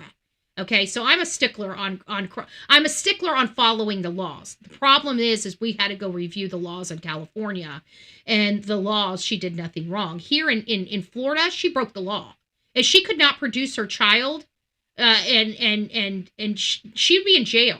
Okay, if her child didn't go to school, she'd be in jail. If her house was not kept up, if they lived in squalor and feces and all that crap, she'd be in jail. We do not play with our kids in the state of Florida, okay? But that's not that wasn't the issue I was dealing with. I was dealing with the California law, and I had to look at California law because I'm like, what made me look at California law is because law enforcement was acting weird. They were acting hinky. I could see that things just weren't working the way that they should be working, okay? We've covered enough cases. We know protocol. I'm sorry, I can tell like that when something is outside of protocol. And this was outside of protocol. They told us she was missing for a year, and then that they found her on October 7th with her mother where she was supposed to be, and yet here we are with a missing person because her mother took her out of, she had suspicious behavior, the changing of the license plate and stuff like that. And I get that. That looks very, very suspicious. It is very, very suspicious. But it's also something that is done very, very, believe it or not, quite frequently in the domestic violence world. And in the domestic violence world is where I come from. Okay, so hearing people in wigs and changing license plate, in all fairness, is not uncommon for somebody like me. Okay, it's not. It does not mean homicide to me. And that's where it was. And so most of these things would have been criminal acts in the state of Florida. But when you look at California law, they decriminalized everything. So could this have been solved for quicker? Could they have thrown her in jail sooner? Yes, they could have if they didn't decriminalize everything. So California, you guys are stripping yourselves of your ability to help children at this point. And I think this case right here is the poster child of why we don't decriminalize things like truancy, right? That was the only avenue that they had to hold this mother accountable, and they couldn't do it.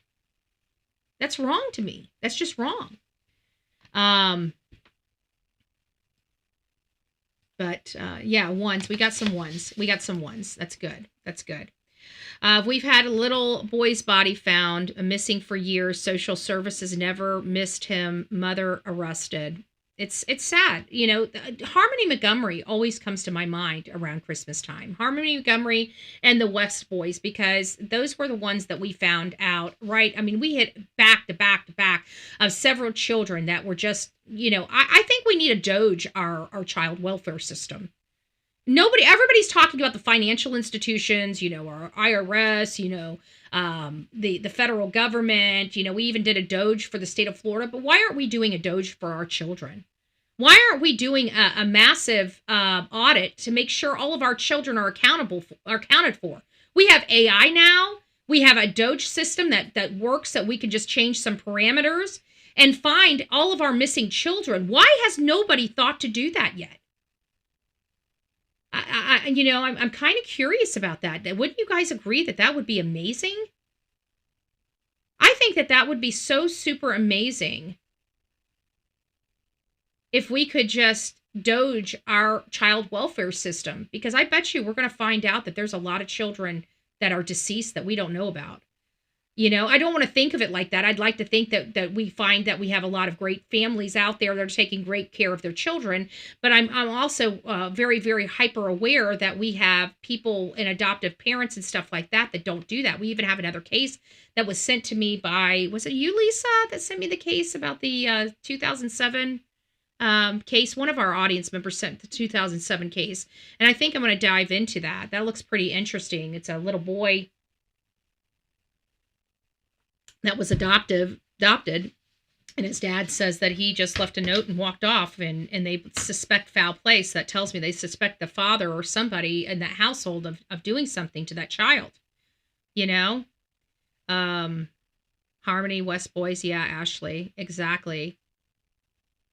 So I don't know. I'm just I'm devastated by this news. I think we all are devastated by this news. What a beautiful little girl. She didn't deserve this.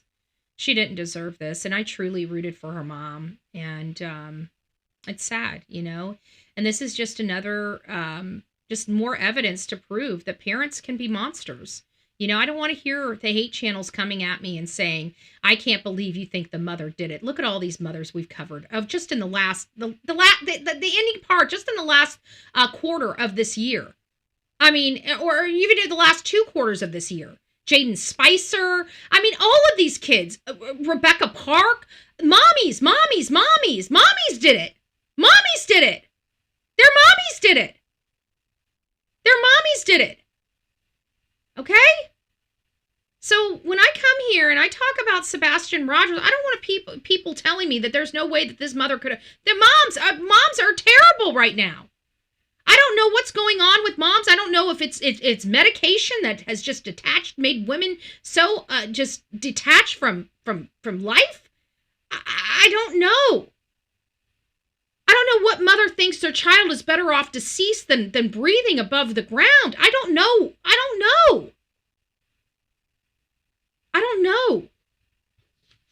But I'm telling you, this is entirely too common. And I'm sick of people telling me that I'm wrong. Here I really believed in this mom, and once again, proven wrong. When I believe it's the mom, guess what? I'm always proven right.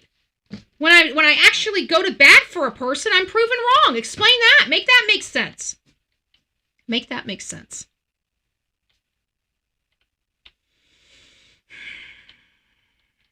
So what do we do? So what do we do at this point? Not a whole lot.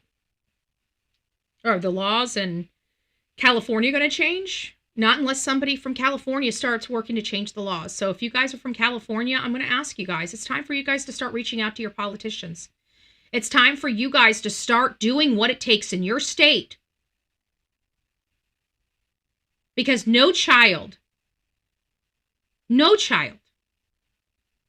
should have to worry about being unalived and never found. This could have been one such case if it wasn't for photographers, folks.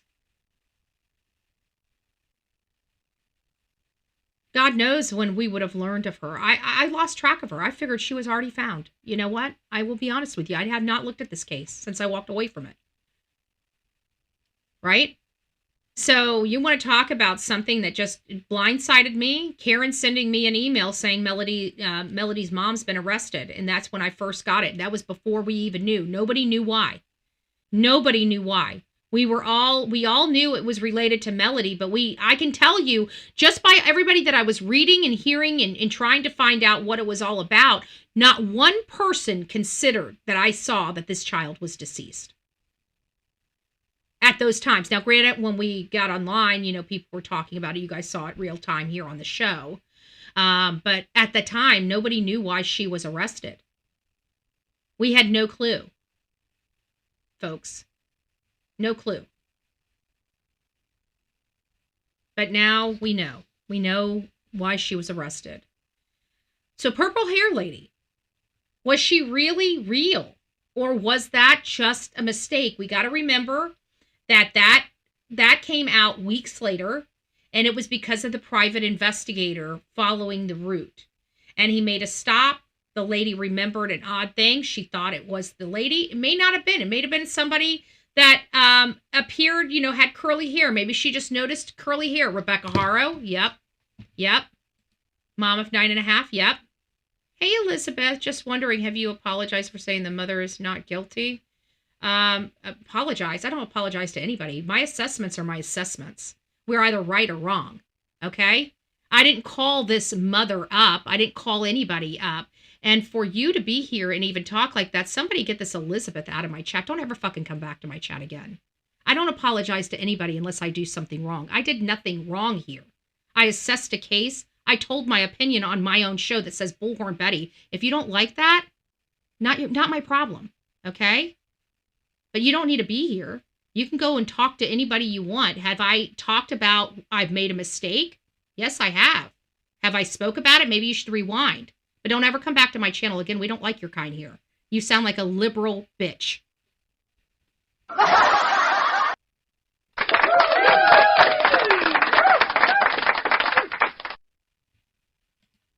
Apparently not. But I don't apologize. Unless I specifically say something to somebody and not just my opinion, which has been very clear that this has been my opinion the entire time, I don't apologize to anybody. Okay? If I do something wrong, I take ownership for what I do wrong. But if you think I'm going to, who the hell am I going to apologize to? My audience? They've been on the ride with me. But that's okay. Hopefully that's your real name and everybody knows you're a loser. God bless. Merry Christmas. Merry Christmas.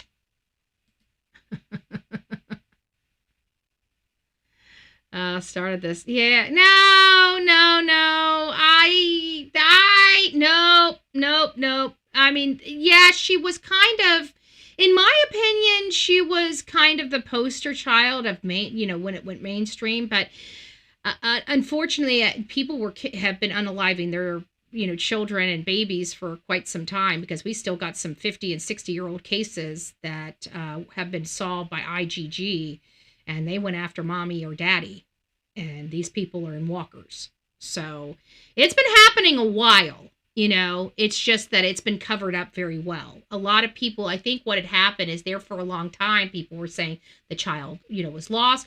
Or even in the old backwoods days, they could just say that the child died. Nobody would think anything of it, But at the end of the day, these children, especially as lands were developed, bones started surfacing, and they would find this or find that, or they would have had this or had the child not even realizing who the child was because they didn't have advancement in DNA. And so the IGG really has changed a lot. Do I think that this was all started? No, I do not. I think this has been going on for quite some time in our history. There was a lot of abuse in America at one time, and I believe a lot of people lost their life during that. Women, children, it was a wild, wild west. A lot of people wound up in shallow graves all over this country.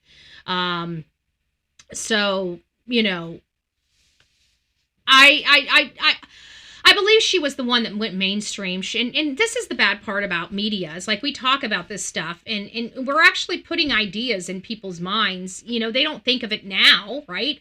But when they do fall into mental illness, or they do lose their crap and they think of this and they're like, oh, I'm going to do that. And their brain just doesn't, it's just obsessive at that point.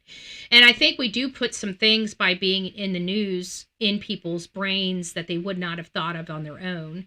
And it creates, plants a seed that might flourish, 10, 20 years from now, which is not a good thing, But it is news, and it's what we do to spread information. And unfortunately, as we spread information, we're giving other people ideas of what to do at a later date for themselves, which is sad. But there's no way to do it. It's a double-edged sword. Yeah, apologize for what Betty hasn't done. We talk about cases here. I mean, at the end of the day, I'm a human being. I get things wrong. I get things right. We have a high batting average on this channel. So I'm not going to, just because we get one thing wrong doesn't change the fact that we get the majority of the things right.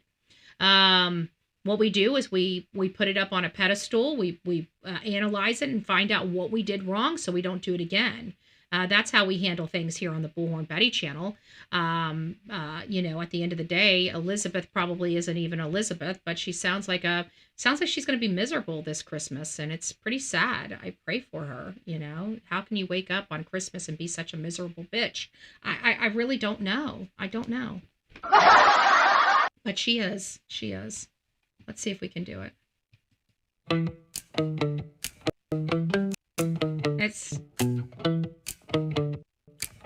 I don't know why we can't get it to work.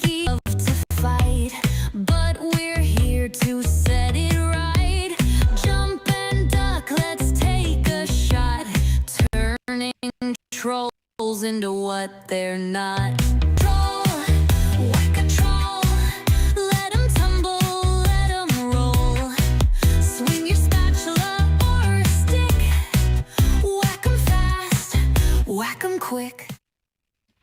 It was a little scary there for a second. I'm like, well, it's not really working like I said. It was getting a little tricky. I'm like, what is going on with the system? I tried to make sure it was low key, so we didn't have any technical issues. I didn't even bring up a whole lot of stuff to discuss with you guys today because it was all going off of stuff. Nobody has a crystal ball. You're entitled to your opinion, and that's what it is. It is my opinion, and I brought all the receipts of why my opinion was what it was, and those receipts are still valid. At the end of the day, it is what it is. This child is deceased. We were praying to God that we were right and not wrong, because if we were wrong in this scenario, that means a child was deceased. And I said that more times than not. I also say that, I think in the other cases, the children are dead. When I'm wrong there, that means a child's alive. It's a good thing. But in this particular case, I said over and over again, if I'm wrong, that means this child's deceased. That's not a good thing. So we always knew that there was a potential of me being wrong. It was never that this was what it is. This is my opinion. And at the end of the day, I did bring valid points. They were violating this woman's rights. And at the end of the day, that she does have a right to be treated fairly like everybody else. Everybody has to play by the rules, even law enforcement, especially law enforcement. Now think about it. If they violated this woman's rights, how much of that evidence is going to be tossed out of court? Because we've already identified her rights were violated. At what is it going to cost her or cost the prosecution in the courtroom? Because let's face it, even if they had the warrant, but the warrant was based on faulty information, it's a bad warrant. That means if they found that shell casing improperly, the shell casing gets tossed. That means no links to her. Do you guys understand why it's so important and why I fight so hard for everybody to play by the rules? Because now this is where the rubber meets the road. And how much of the collection, the evidence that they collected in violation of the law, how much of that evidence is going to be kicked at a later date? Maybe some, maybe none. But we had a right to bring up the concerns. Law enforcement clearly heard the concerns because they shut up. They knew that we were accurate in that because they were violating this woman's rights. She could sue them. She could have a preliminary injunction put against them for the violations of rights that they did. And we've maintained, and we've actually mocked California for the fact that they can't even arrest a mother with a missing child. We've mocked them multiple times after we stopped covering this case about that one aspect. I think just recently, like in the last several days before we even found out Melodee was, Cali needs to change laws. At the end of the day, no, I did not think this child was dead. I thought this mother took her and put her in a safe spot. That's what I thought. That was my assessment of this case. It was totally wrong. Not only was it totally wrong, it was so far off base that this mother is literally beyond monster. I think Katie lost her shit. Just blew up and lost her shit. This woman is so cold-hearted and calculated. Not only did she plan this, she pew-pewed her daughter multiple times. Like, I don't know any mother that could do that. I don't even think Katie is that. I think she lost her stuff and she blacked out and everything was done and over with before she came to. And she's like, oh shit, what did I do? This woman didn't have an oh shit factor. She said she willingly looked at her daughter, fed her daughter, hugged her daughter, and knew by the end of this trip her daughter was no longer going to be breathing. There's no words for that. Okay? I did not even remotely consider this being the reality of this case. Period. Absolutely not. I did not even remotely consider this the reality of this case. There is that. Thank God she was found. I know. And that's another thing, Jackie, is because this child could have been another one of those cases that we hear going on for years and years, like Summer Wells and Sebastian Rogers. They still haven't been found. Layla Santinello, Holland Sapp. All these people, we kind of have an idea of what their fate truly is. But we can't even find them to bring them home and to charge the people. And this other case that I'm talking about from 2007, this cold case, why hasn't he been classified as deceased since nobody's heard from him in all these years? Usually the 7-year marker is still true. If somebody hasn't been heard or seen from in 7 years, you can petition the court to have them deceased. Why hasn't a guardian ad litem done that for him or anybody else so they can start arresting the parents? I love hearing I do too. It just gets sticky at the beginning of it. I don't know why. Because it's pulling from the computer. The CPU's tax. Actually, my CPU's been doing really good this morning. So we must have had an excellent stream because my battery is running. My stream has not budged a bit. I think it's my lights because my lights have been running through my computer, and I think the lights just put an extra bog, and I haven't had the lights on because we started later today, and I had good enough natural light coming in. I didn't need the lights. So, I'm happy with that. So I'm really devastated about this news. I fought like hell for this not to be the news. I was praying and hopeful that this would not be the outcome, but here it is. Here it is the day before Christmas, and we're talking about Melodee Buzzard not making it home and not celebrating Christmas. Trust me, this is very devastating. We do need changes in California's laws. We definitely need that. These things need to be these are preventative laws, right? These things need to be in place because they're the fail-safe. They're what triggers action from law enforcement. I can't believe in 2 months law enforcement could not even get a freaking court order to make her speak. Like, there's something wrong with a system like that. And because of that system, it made somebody like me look at what was going on and how there is no criminality here, no criminality there, that I downplayed it because it sounded like this was all kosher. Like, we knew that there was something funky with the license plate in the wigs, but again, we deal with DV. We heard of this family trying to take the daughter before. There was a lot of reasons why, valid reasons, legitimate valid reasons why I felt the way that I felt about this case. But just because I felt it, like I always said, it doesn't mean take that with a grain of salt. Just because I feel like it is doesn't mean that it is. And this is a prime example, we can wish in one hand and poop in the other and see which one fills up faster. I'm sure you're not going to be happy with the results, right? This was one of the cases where the poop runs free, okay? And we have a really crappy parent, so it's beyond normal thinking. It's dark. Our brains can't go, hence many of us left shocked and horrified. Absolutely. Like, I just keep envisioning just the darkness, just her pulling out and just, I don't know what's wrong with parents. I really don't know what's wrong with parents, but it even shows you, even the ones that we have hope for, what's the point, you know?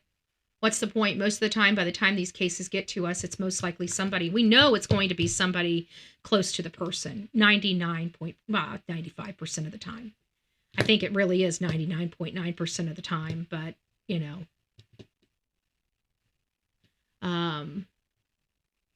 Yeah, we all are. You did prior also. That's what and why you were pointed out things because of Callie. Yeah. Do you think she will talk or no? No. She's been quiet this time. This long. She's not going to speak. She's not going to speak. She knows better. She's not going to speak. I can tell you that. She's not going to speak. They've got her dead to rights, in my opinion. If they don't get the now, we're going to have some problems. If they did some stuff, like I still believe some of that collection was done. I don't think they had probable cause at the time. I really don't. I'm praying to God that they didn't screw up some of the evidence, or if they get some of the evidence tossed, it's not enough to prevent this woman from getting justice. But this is also a point that I want to make to everybody. This is why I'm such a stickler when it comes to following the rules, because it comes down to the trial. It's why I want these people to have great defense attorneys. You know, it's not because I want to have the law enforcement, you know, marginalized or anything like that. It just limits appeals later down the road. And it's like, you know, the reason why they had to follow the law is because this is, you know, stuff can be tossed in a trial. There were some things that were tossed in the trial with Casey Anthony that were detrimental to the case. And it really, really caused problems in the prosecution proving their case. We never believed that Casey Anthony was guilty. That wasn't what was on trial. It was whether the prosecution proved their case beyond a reasonable doubt.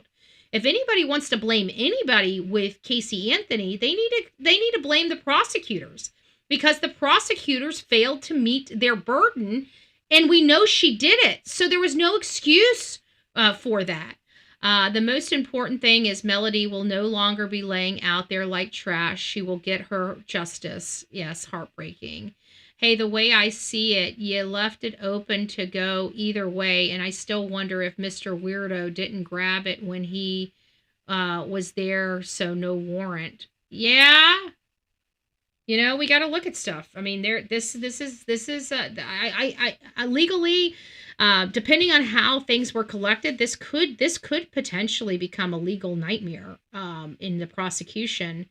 But I guess we'll wait and see. I think that this is a strong case as far as who the culprit is, and you know, but I am worried that they did search warrants and they did find the casings.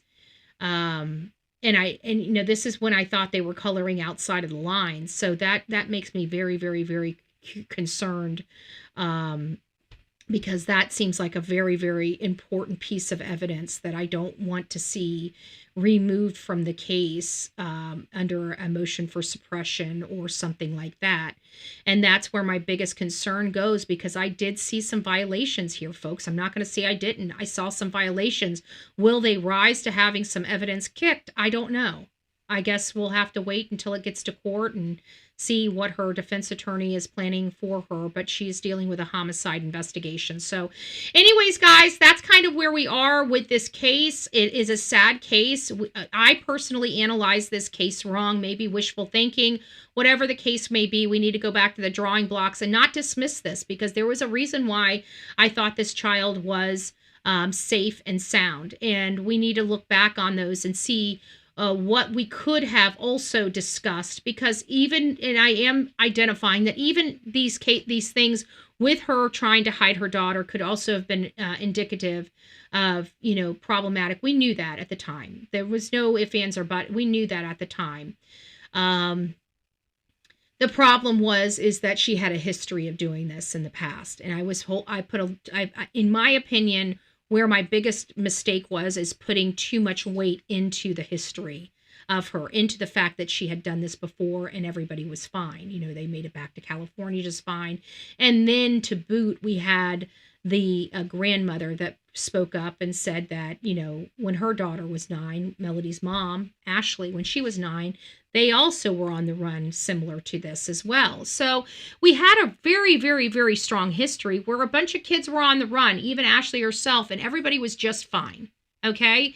And so that I truly believe is where my biggest mistake came in my analysis, because I put entirely too much weight into the history, and maybe that should have been guarded a little bit better. So we just need to analyze it a little more, find out where the mistake happened. So when you guys see me do it again, you guys can pull me back into center and say, we went this way before. Maybe we need to look at it from 2 different lenses.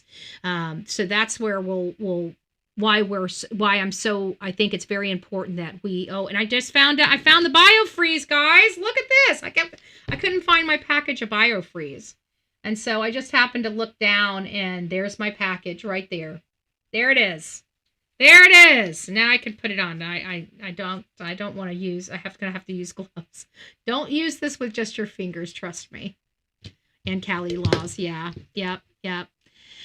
So we'll do better. I don't think my analysis, because let's face it, I was not out here boots on the ground. We did not interview a person. This was based upon all the factual information and findings that law enforcement was putting out. It's very important why I stress the importance of being boots on the ground. My analysis with Sebastian Wayne Drake Rogers and Summer Wells, those have not changed.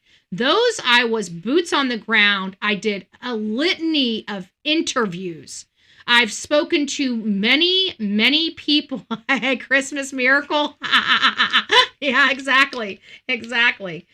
And those are much different than Melodee Buzzard. We did not go out there. You know, this case, we were in this case for all of 2 weeks, and we ixnayed it because we thought she was safe and sound and that this was being blown out of proportion.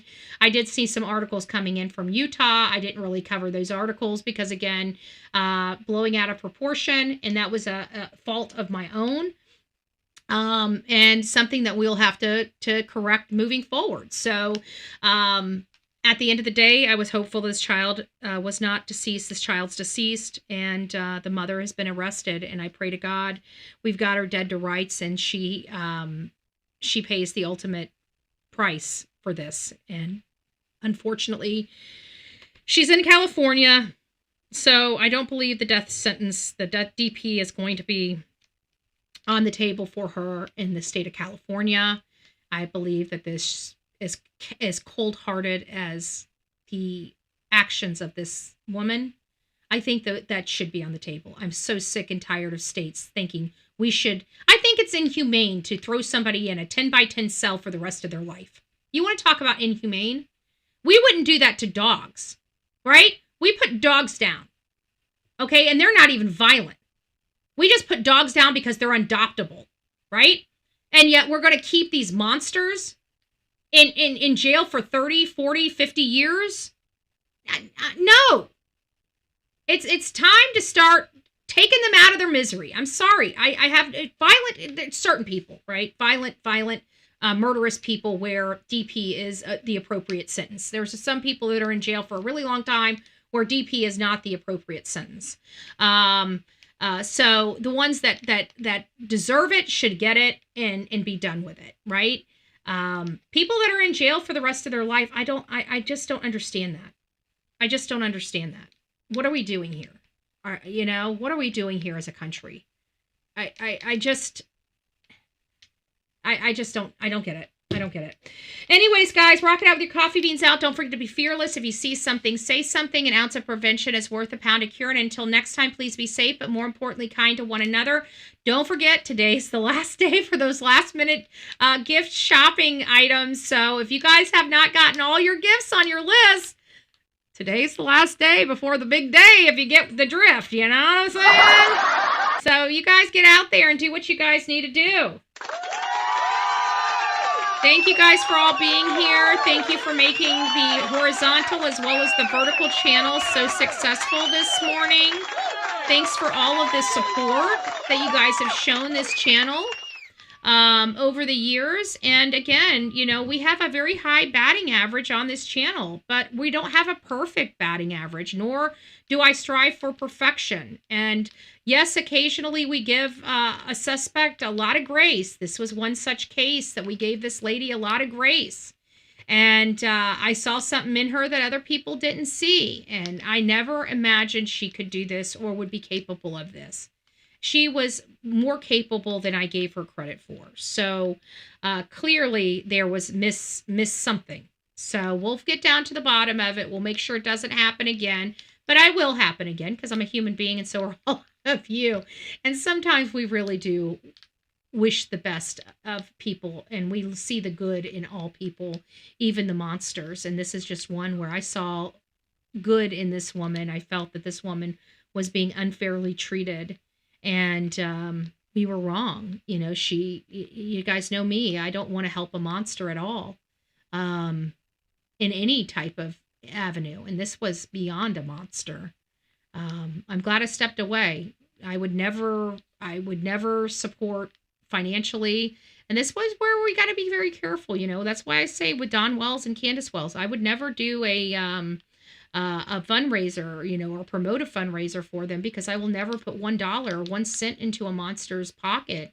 I'm glad we weren't in a position of that, because I don't know what I would have done. And I would have felt 10 times worse if we had helped raise any type of money for a monster, but it would also probably get a little more fiery out of me than what we've got today. So I'm just sad. And I guess the silver lining is we did kind of get a Christmas miracle, because this was one child that I don't think we would have ever, I had already lost track of her case. I've already put it out to the pastor. I already moved her file over, pretty much closed the case, as this child would be fine, And here we are. Like I said, I was shocked by the news, and I'm sure all of you guys are as well. But at least we have one baby girl that is coming home that will be put to rest. And, we need to figure out what law needs to be put in her name. But I don't know. I definitely think truancy needs to be turned back post or pre-2019, right? Pre-2019. They changed a lot of laws in 2019 because of the commie Gavin Newsom that's in office, right? He wants to have chaos in his state. I don't understand why he's working so hard to have chaos in his state, but they need to have criminal law. And they need to have law and order, because would this have prevented Melodee's death? I don't think it would have prevented Melodee's death, honestly, but I think it would have solved her case a lot quicker. That's all I'm going to say. All right, guys, we'll see you soon. God bless you, and a Merry Christmas. We'll be back. Don't forget, guys, 6:30 tonight. 6:30 tonight, pajama party, Bullhorn Betty channel. It is going to be just Christmas. We're probably going to demonetize it so we can play Christmas music and just have a social hour where we just chit chat about whatever. I'm sure there's going to be true crime involved in it, because I don't think we all work toward true crime. Even on our holidays, we're all always working, always advocating. It never stops. We're true crime. Okay.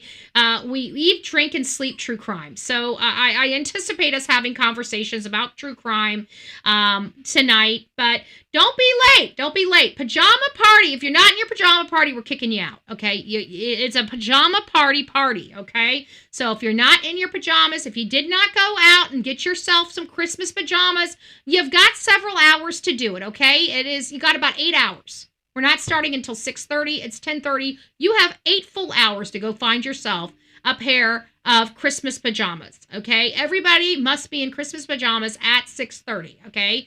And then we're just going to kind of hang out and chit-chat. And I'm probably not going to be here in the studio. I'm most likely going to be, we'll probably just have it out there, maybe in front of the Christmas tree or something like that. So it feels Christmassy. Aw, thank you, Summy. Merry Christmas to you too, Love Bug. I hope you guys have a great day. God bless you, and we'll see you later tonight.